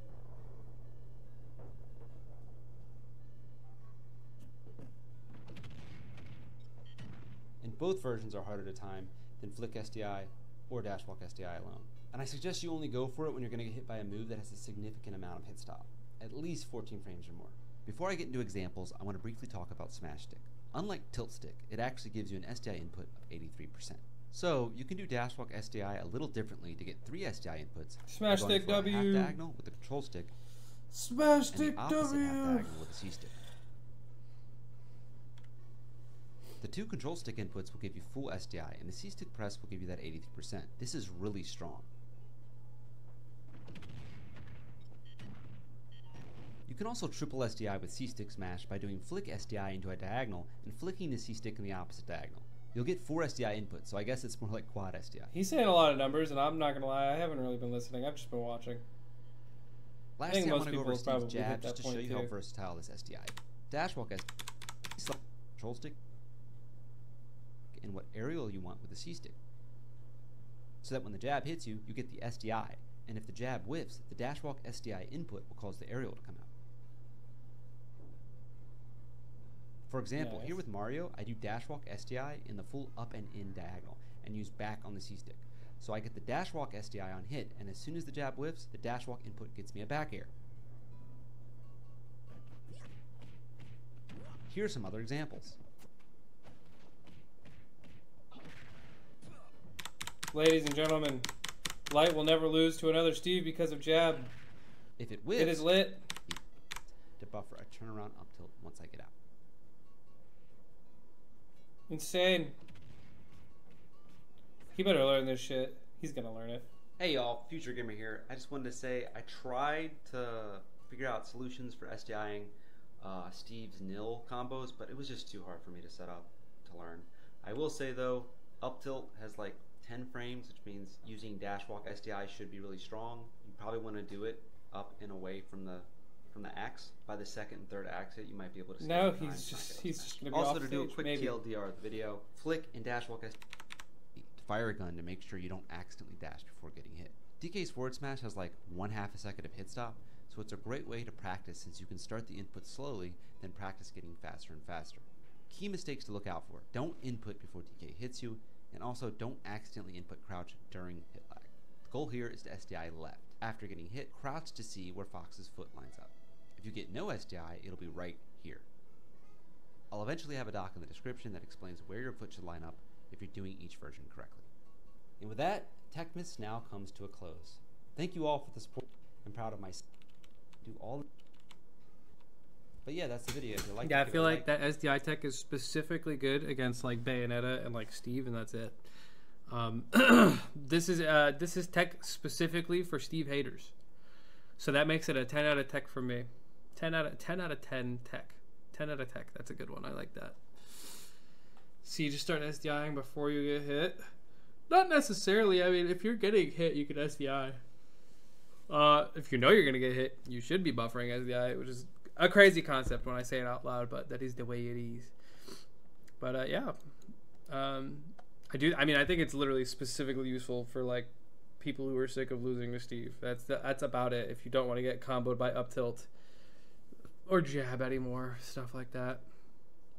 Also, Kazuya, no, I don't think it would really do that much against Kazuya. If I'm going to be honest, not a lot of SDI ability when you're getting comboed by Kaz. Maybe against like other Shotos like Ryu and Ken who like to mash tilts on your shit. Same with like Terry. You probably shouldn't be getting hit by like, I don't know, down tilt into Buster Wolf anymore or something. I don't really know. Could be good against Pika, probably. Yeah, Pika's another good one. Unfortunately, yeah, people will probably do this against Zero Suit Up Smash, and all of my cool fun combos starters are now just dead. That's awesome. Love that. People, you know, if you SDI versus Zero Suit, you should actually be ashamed of yourself though, because that means you can't beat me in a fair and honest match. If you don't SDI, I won't. I'll play like that. I'm totally cool with that. But yeah, shoutouts to Gamer for Techmas. I enjoyed it thoroughly. Make sure you guys subscribe to him for more nerd-related content. You know, you learn a lot. He explains things very thoroughly. He's very passionate about the game. And subscribe to me too for showing this stuff to you guys. You guys have a great, wonderful new year. We're going into 2024 soon, and who knows? Who knows what's 2024's got in store? Maybe a new Smash announcement. Maybe March to goes to more tournaments. Maybe you subscribe to the channel. Bye-bye. The thumb of Smash players will soon get destroyed. What are we, Melee players here? Sheesh. Sheesh. 1 hour stream? What is that supposed to be? Hey, I downloaded Lies of P. I still gotta beat Resident Evil 2. I'm honestly gonna boot that up right now. Am I gonna go to LMBM? Not that far away. Bro, isn't that shit in like Florida? Or is that Let's Make Moves Miami specifically? No, I do not really want to go to LMBM.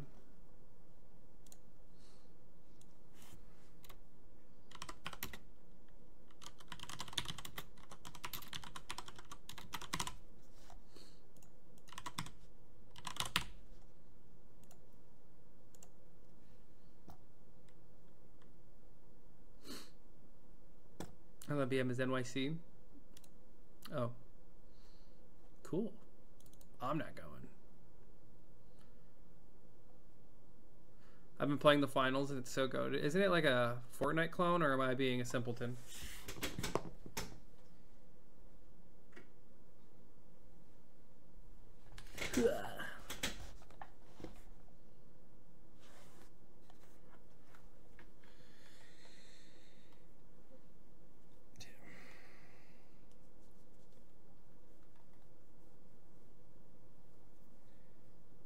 Guys, it's worse. He's going to France. No.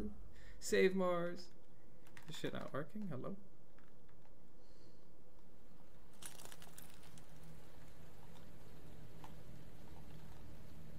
Hello?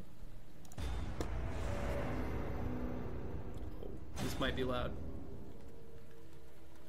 Why is it not connecting my controller?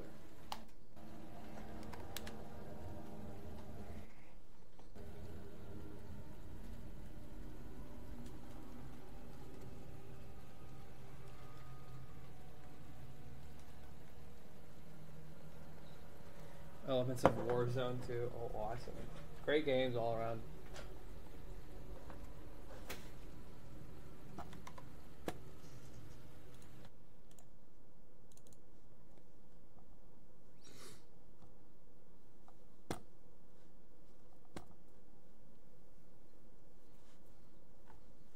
Is it like you can queue up with multiple people? It's like Valorant plus Apex. Whatever that means. It's like every shooter ever combined into one giga game.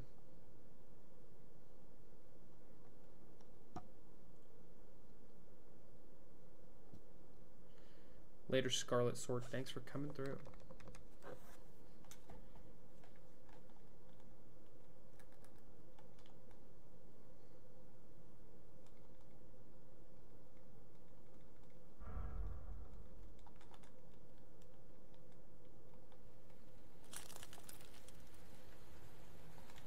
Yeah, why is my controller not working? What's going on?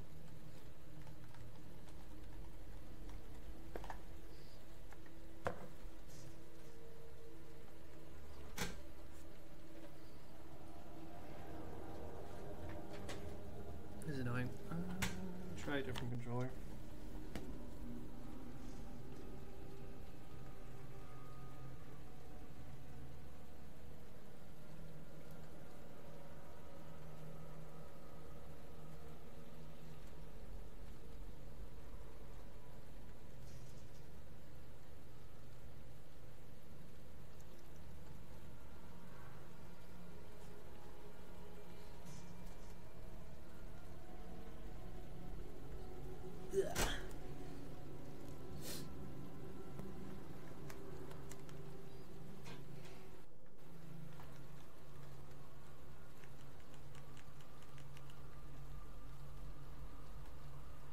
Okay. Yeah, I don't know why this isn't working. I don't think anything's changed.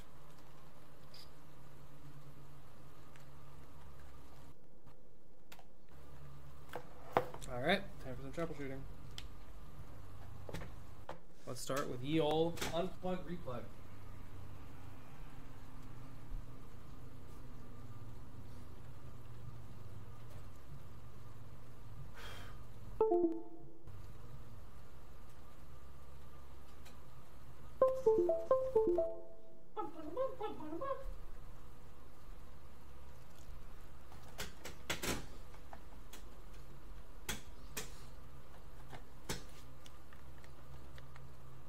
No dice.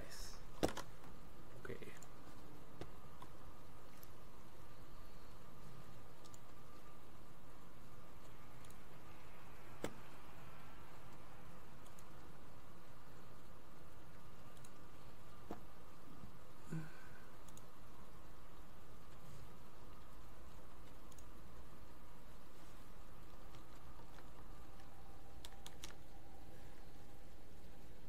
So Steam reads that I have a controller in.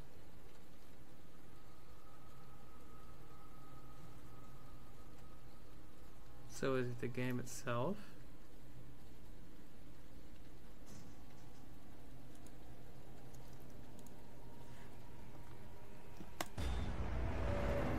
Does it work in other games? I'll try that in a second.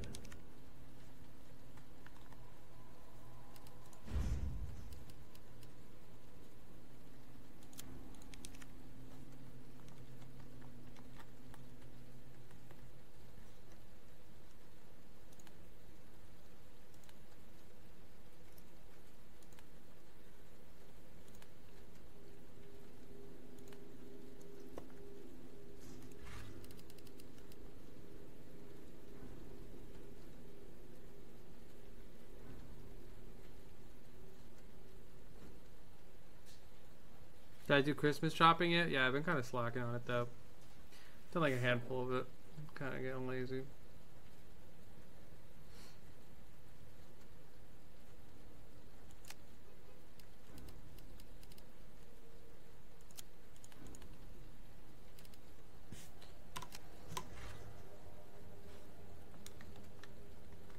Let me try it in a different game. Maybe that's a good idea. See if it even works.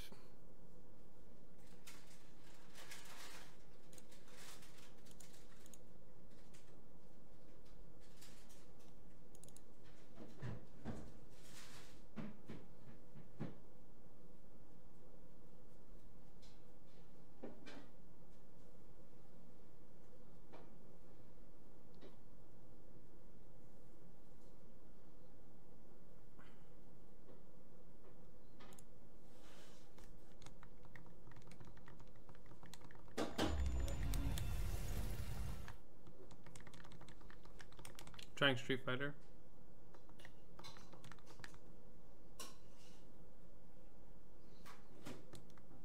Did you ask for anything you wanted? What kind of question is that? Did you ask for, you think I asked for stuff I didn't want? What the heck? It seems to work on controller. So it's a game issue, which is annoying. Because I didn't do anything with the game.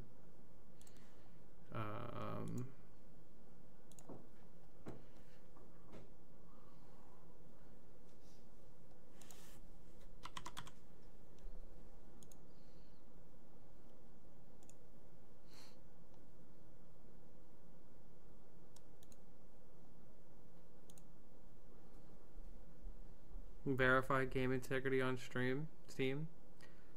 I guess.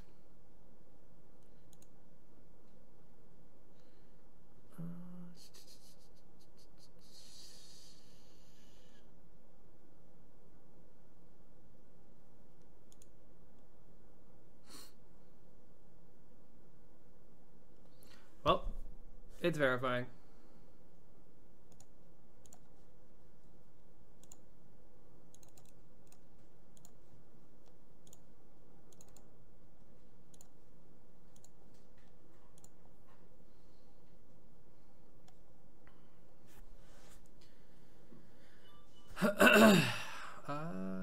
I don't know what else it would be, right? Because if it works on another game, that means it's like a Resident Evil 2 specific issue. The computer acknowledges that it's there. I don't think I fucked with it. I don't even think I booted up Resident Evil 2 since the last time I played. I just like left for a while. I guess I restarted the computer. I didn't have to do anything special the first time I booted up the game to get a controller to work. Do I have a VR headset? No. You think I got money like that, dude? What the heck? Does the game hard lock your input device on boot? No? No, definitely not. I've like changed it mid-game.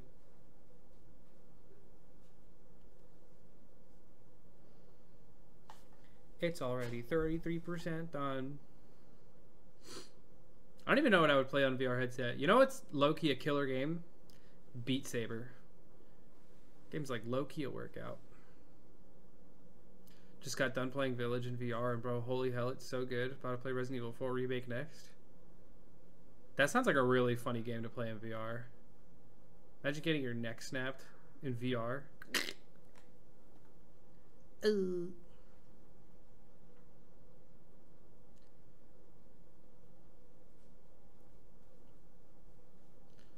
You getting the Steam Deck OLED? No. No.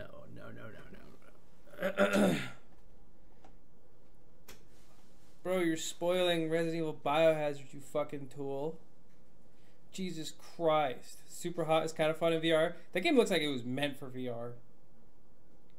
I played it on the PlayStation 5 because it was like free on the PlayStation Plus store. It was pretty fun.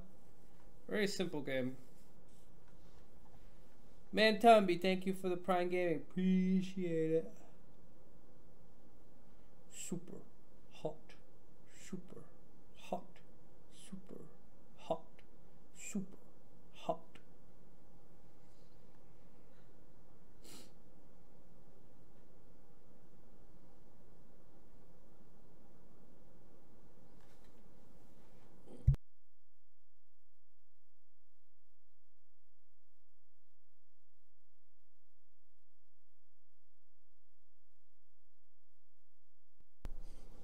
Looking fresh, thanks, dude.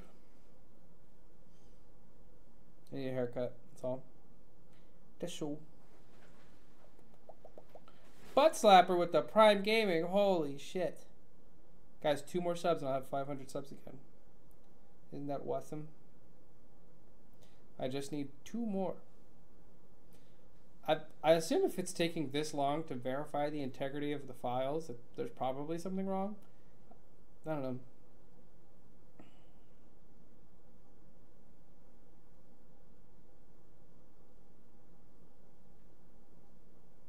The Doom Slayer game. I played Doom Eternal on stream not too long ago. That was fun.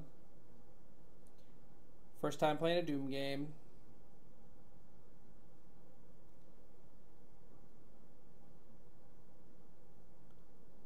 Or the game is just huge AF. Honestly, probably the case. Resident Evil 2 Remake. It's 24 gigs rounding up.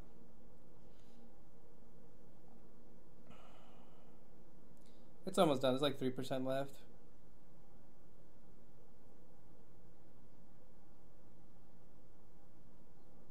All of them were successfully validated.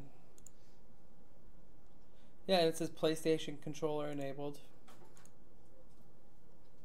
Alright, let's try it again.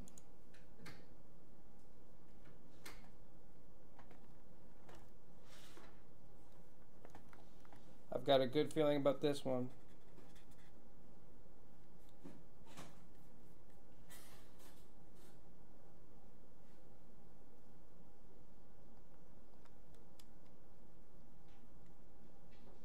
You're gonna love this game being that it's your first playthrough. I'm pretty far in. I'm already in the lab. Fighting the boss with no heals. I'm on hardcore mode. Oh, I think it acknowledges my controller.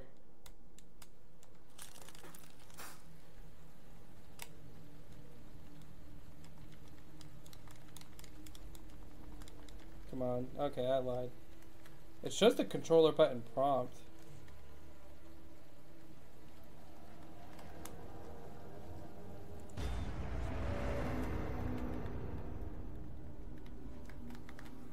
That's frustrating.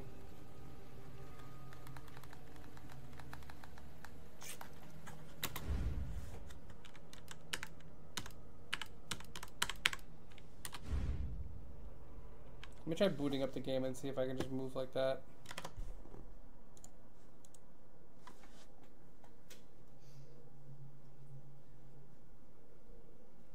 Self-destruct sequence will begin. Nope. Lockdown is complete. How hard could this game be on this? Attention, unauthorized removal of a level 4 virus detected. Facility lockdown initiated. Self-destruct sequence will begin when lockdown is complete. Attention, unauthorized removal of a level 4 virus detected. Facility lockdown initiated. Self-destruct sequence will begin when lockdown is complete.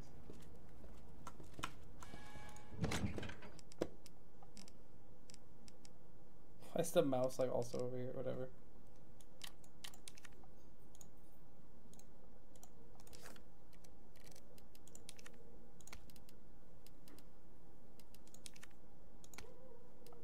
What if I do this shit like first try? It's not gonna happen.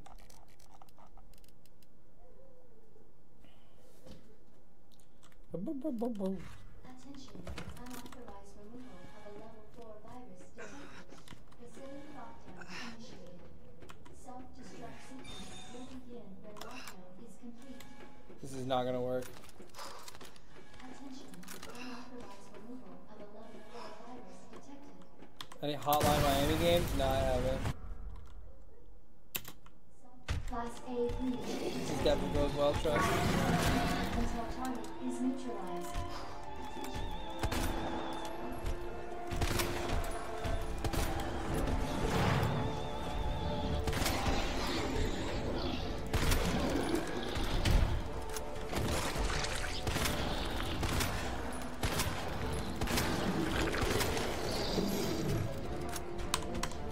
Fuck, how do you do this shit?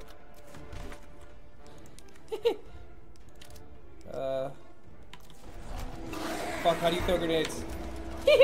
No! No, don't do it!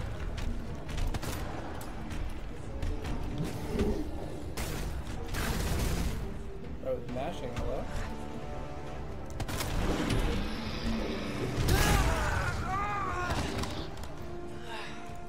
Rage quit.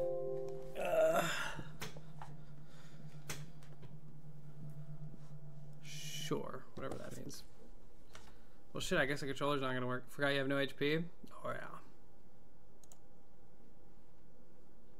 I don't know how the fuck I'm supposed to have this controller work, though. It changed colors and everything. Yeah, I know that's my fucking controller, dude. Wait.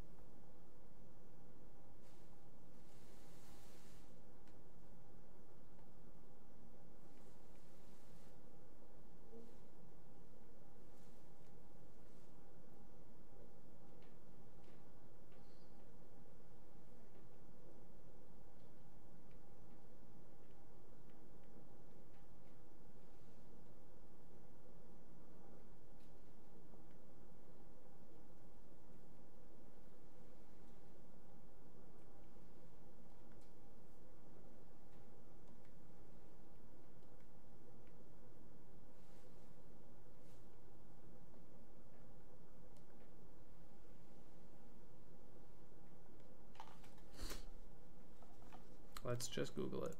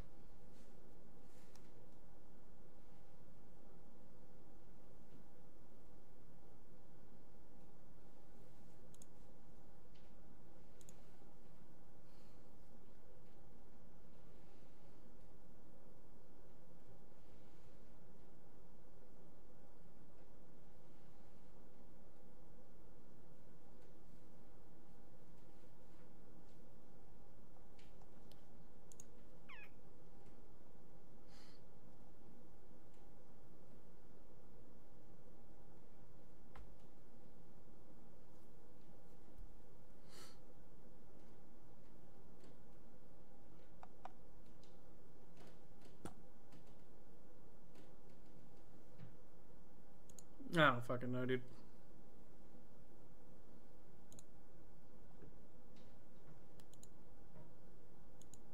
I'm over it.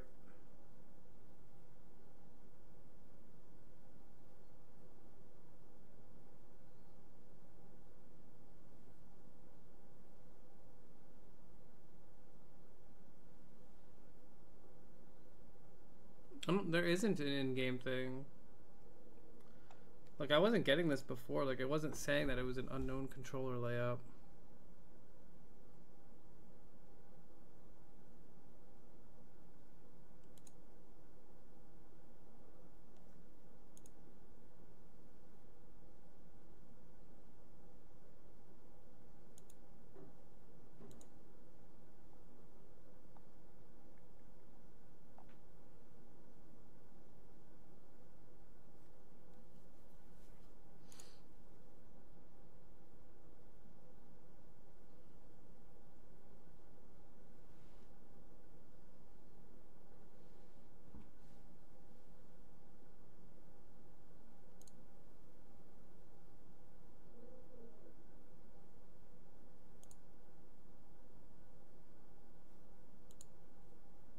I mean, the problem is that Resident Evil 2 won't even acknowledge that the controller's there.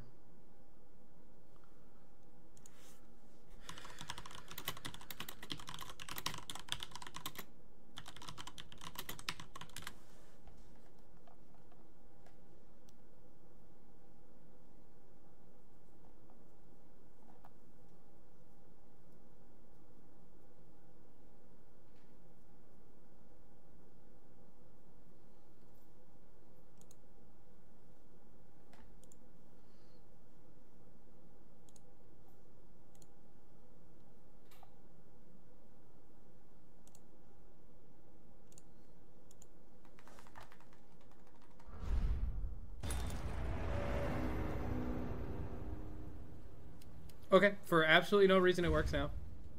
So that's pretty cool.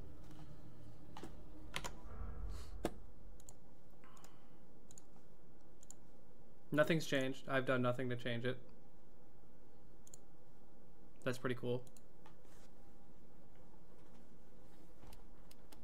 Removal of a level 4 virus.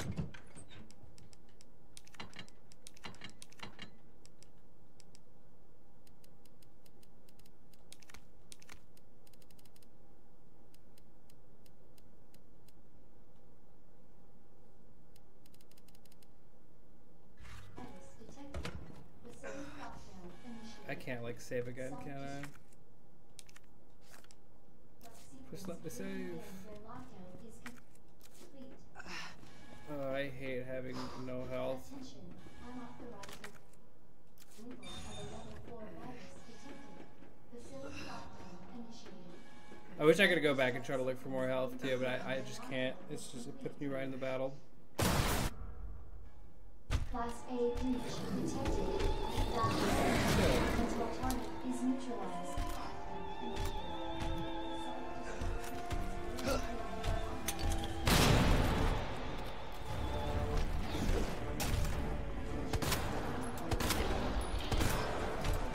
Leon, you're shit at shooting.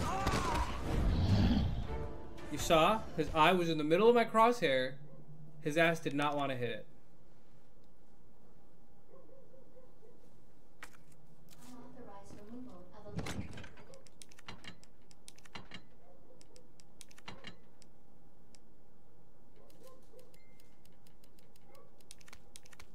level 4 virus detected. Facility lockdown initiated. Self-destruct sequence will begin when lockdown is complete. Attention, unauthorized removal of a level 4 virus detected. Facility lockdown.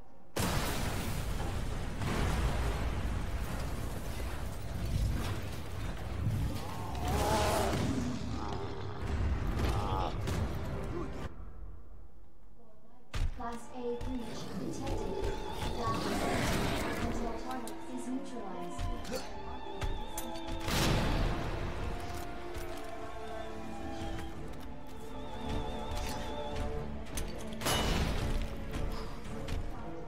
What happened to this thing? What have I done?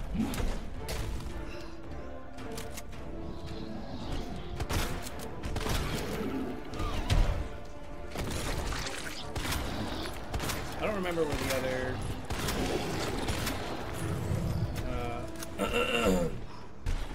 guys were.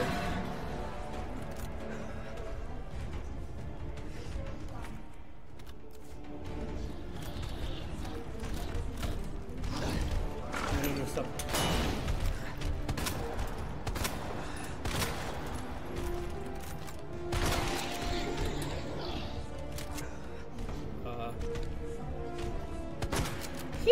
Snipe. No, not like this. Dead. Two attacks in a row? Okay, big guy.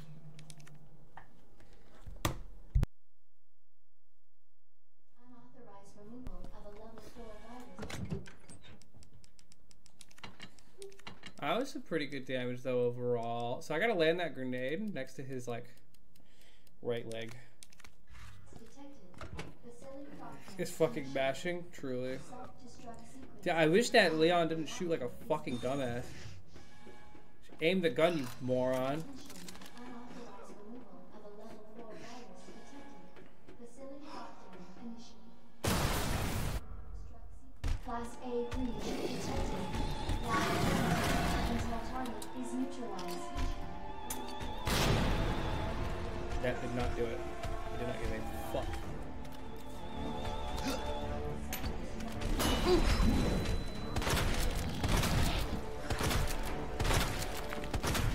Goodbye.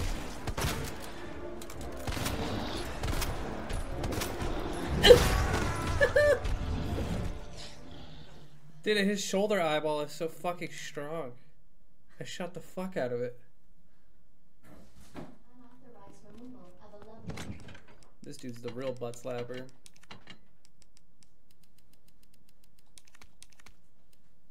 Before virus detected. Facility lockdown initiated. Self-destruct sequence will begin when lockdown is complete. Attention.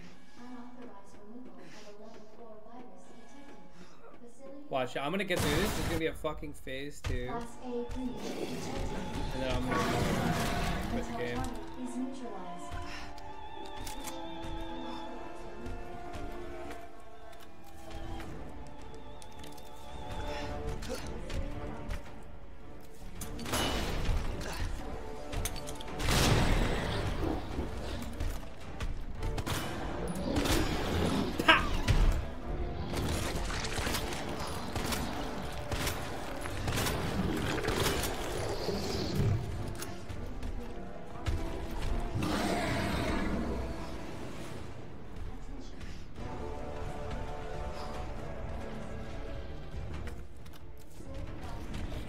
Hey, stop, hey, stop, sorry. We're inside. We're indoors.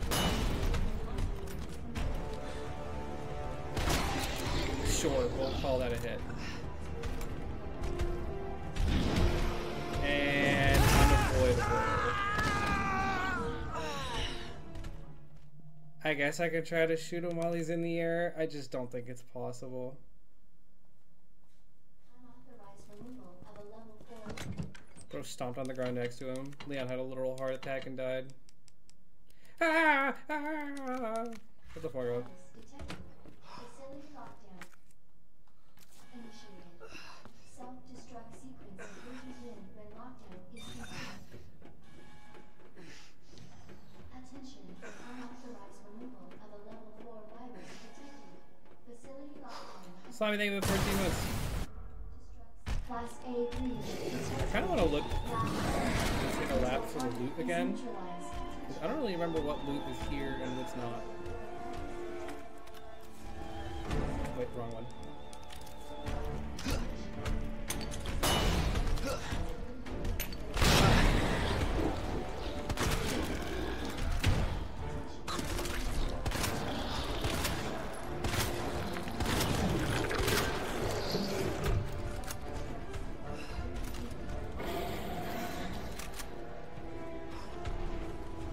Runs towards me. Flat.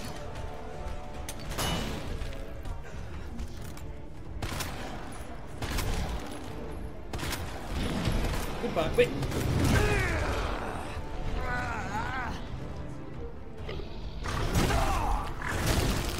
This seems.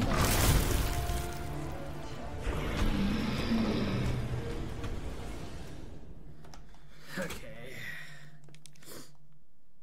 So, maybe letting him jump on me is actually optimal if I have a grenade in hand, because then I could stop it.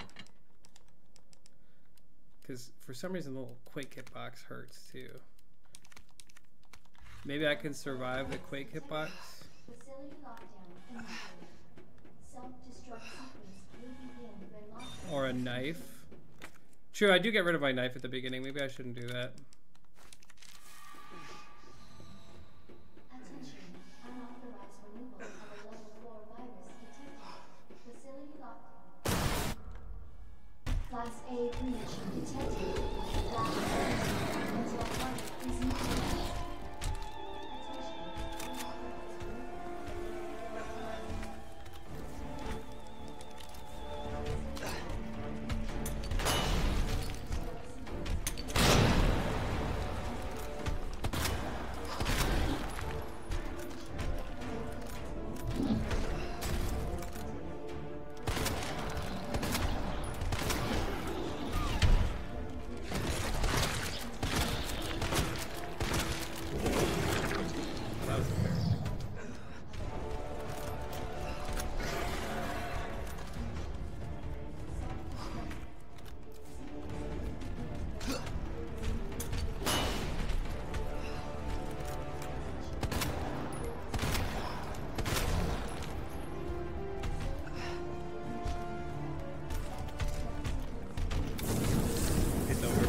so over.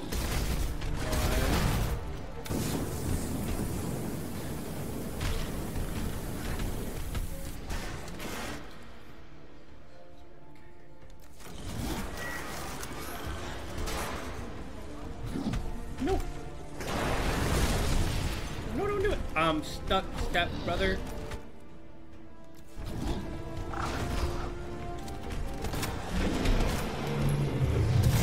Oh, baby.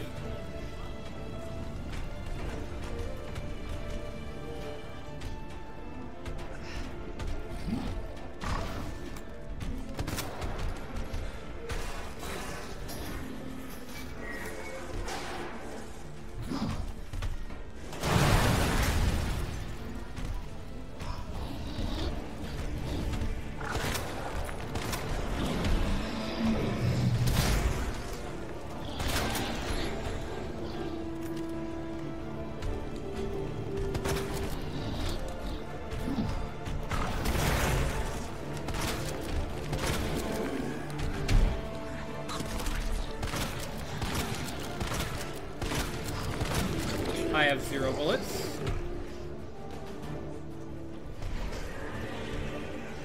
What's he?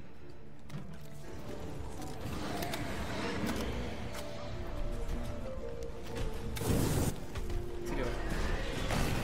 What's he doing?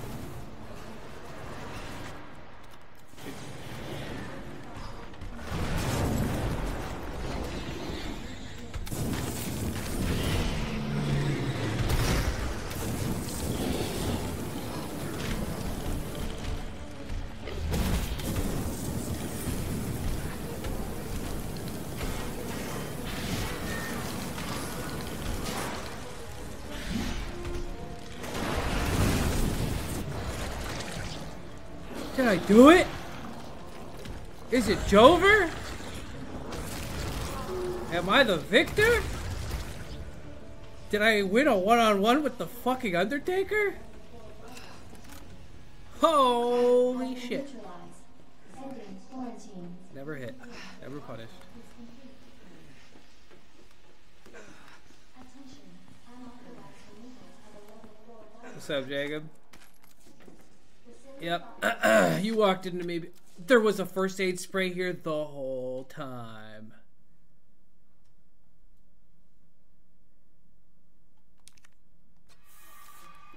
Self-destruct sequence will begin during lockdown. Is complete. Is now operational. You guys wouldn't understand what it's like to play on very hard. Level 4 virus detected. Facility lockdown initiated. Self-destruct sequence will begin when lockdown is But hey, I did it. You can't take that away from me. That's a lot of fucking pistol bullets, dude. I didn't even bring a pistol. removal of a level 4 virus detected. Facility lockdown initiated. Self-destruct sequence will begin when lockdown is Look, it's Carol Baskin. Jesus. That looks bad. Feels worse. Believe me. What happened to her again? Did she get yossed? Said, I don't know how much I believe. Just tell me you'll destroy that G sample. No, it's evidence. It's going to the FBI. You trust that bitch? What's that supposed to mean? She's not FBI. She's a mercenary. She's gonna sell it. The G-virus is gonna go to the highest bidder. Bullshit. I hope you're right. But if the G-virus gets into the wrong hands, It's your fault.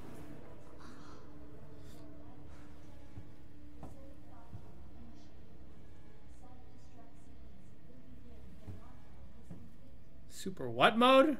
What does that mean, Jacob? I can't read the emotes. Holy shit, I didn't think the flamethrower would ever actually be useful. I can't believe no one told me there was healing in there. Use the central elevator to evacuate immediately to the bottom level train platform. You guys are the worst fucking chat ever. It's the last time I take you guys along for a fun video gaming ride.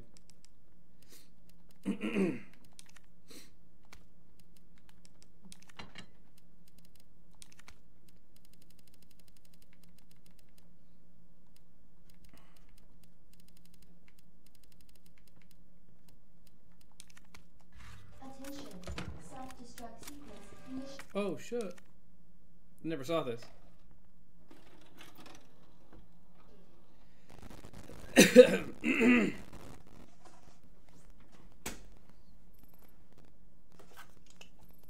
Got eyes on the G-Virus. Going in.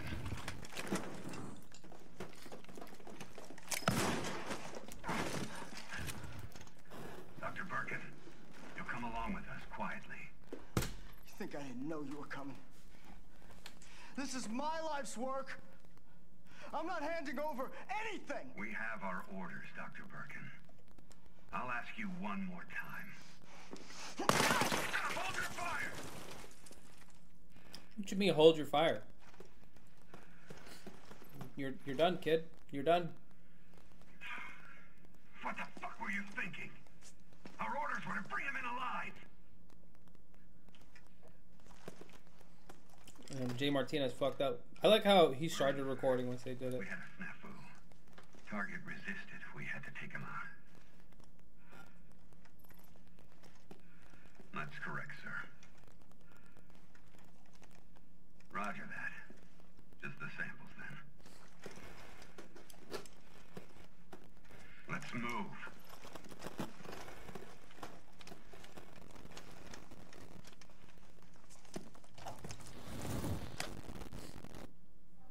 So those were G samples. Use the central elevator.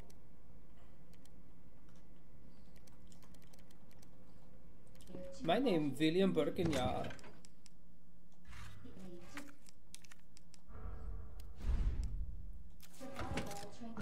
My amo William Birkin.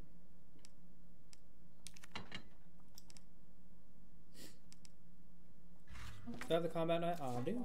I sure do. I hope there's no. Wait, how did they die then? Intriguing. Surely there's no more enemies to kill me and waste my saves. Hey, you're here.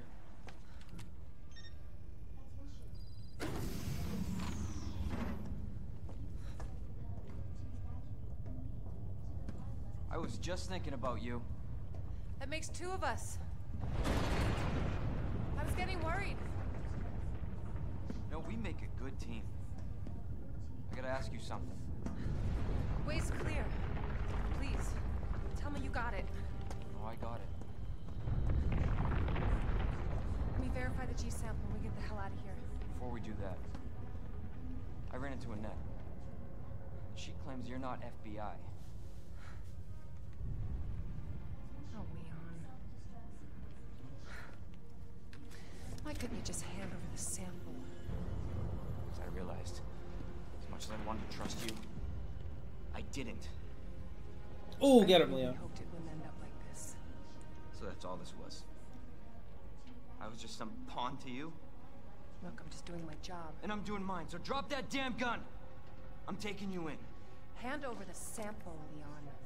I don't want to hurt you.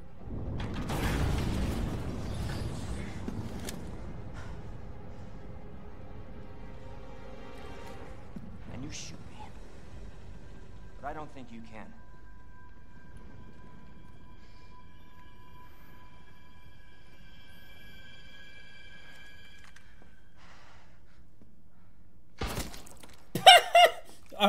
It'd be so fun if that was Leon.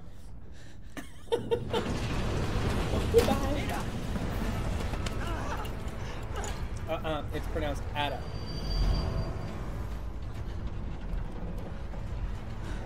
No one gets that sample now.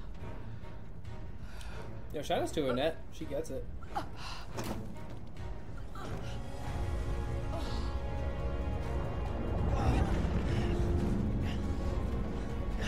Hold on. I think I can. She just keeps getting shot. Forget it. Shut up, I've got you. It's not worth it. Don't do this.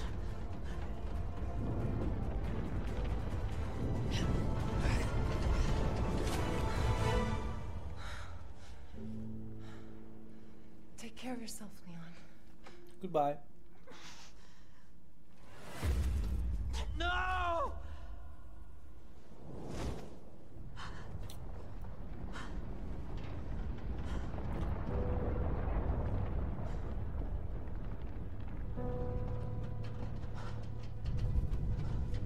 Whatever you do, Leon, don't get up from there.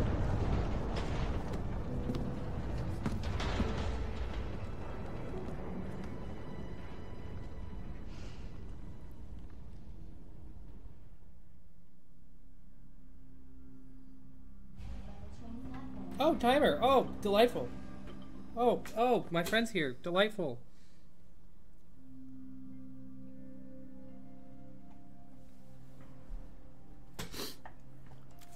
Fuck, I need to save. Self-destruct sequence initiated. Oh, we're going down.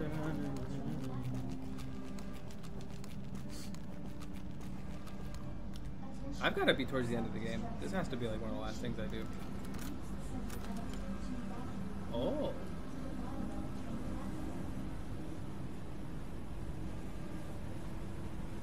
You guys think that Ada's gonna be over here? She's gonna be down here taking a little break skis.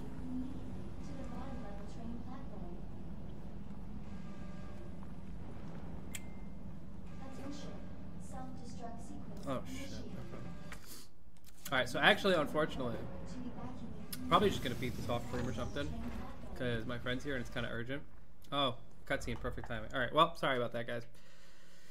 I mean, I'm assuming this is close to the end. I'll probably get to like a save point and then I'll stop or something, but that's it. I hope you guys have an amazing Crimbo. I hope you guys get everything you want. I hope everything likes what you got them. Everybody likes what you got them. But that's it. Thank you. Bye-bye.